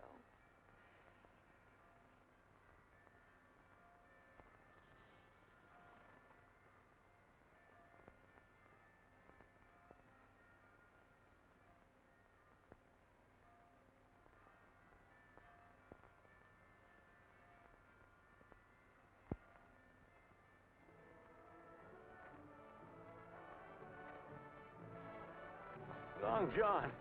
Mr. Doe. Here, we'll help you with it. She'll be all right. Mr. Doe, take her right down to the car. Right up. Look, we got a car right down for her. They are, Norton, the people. Try and lick that.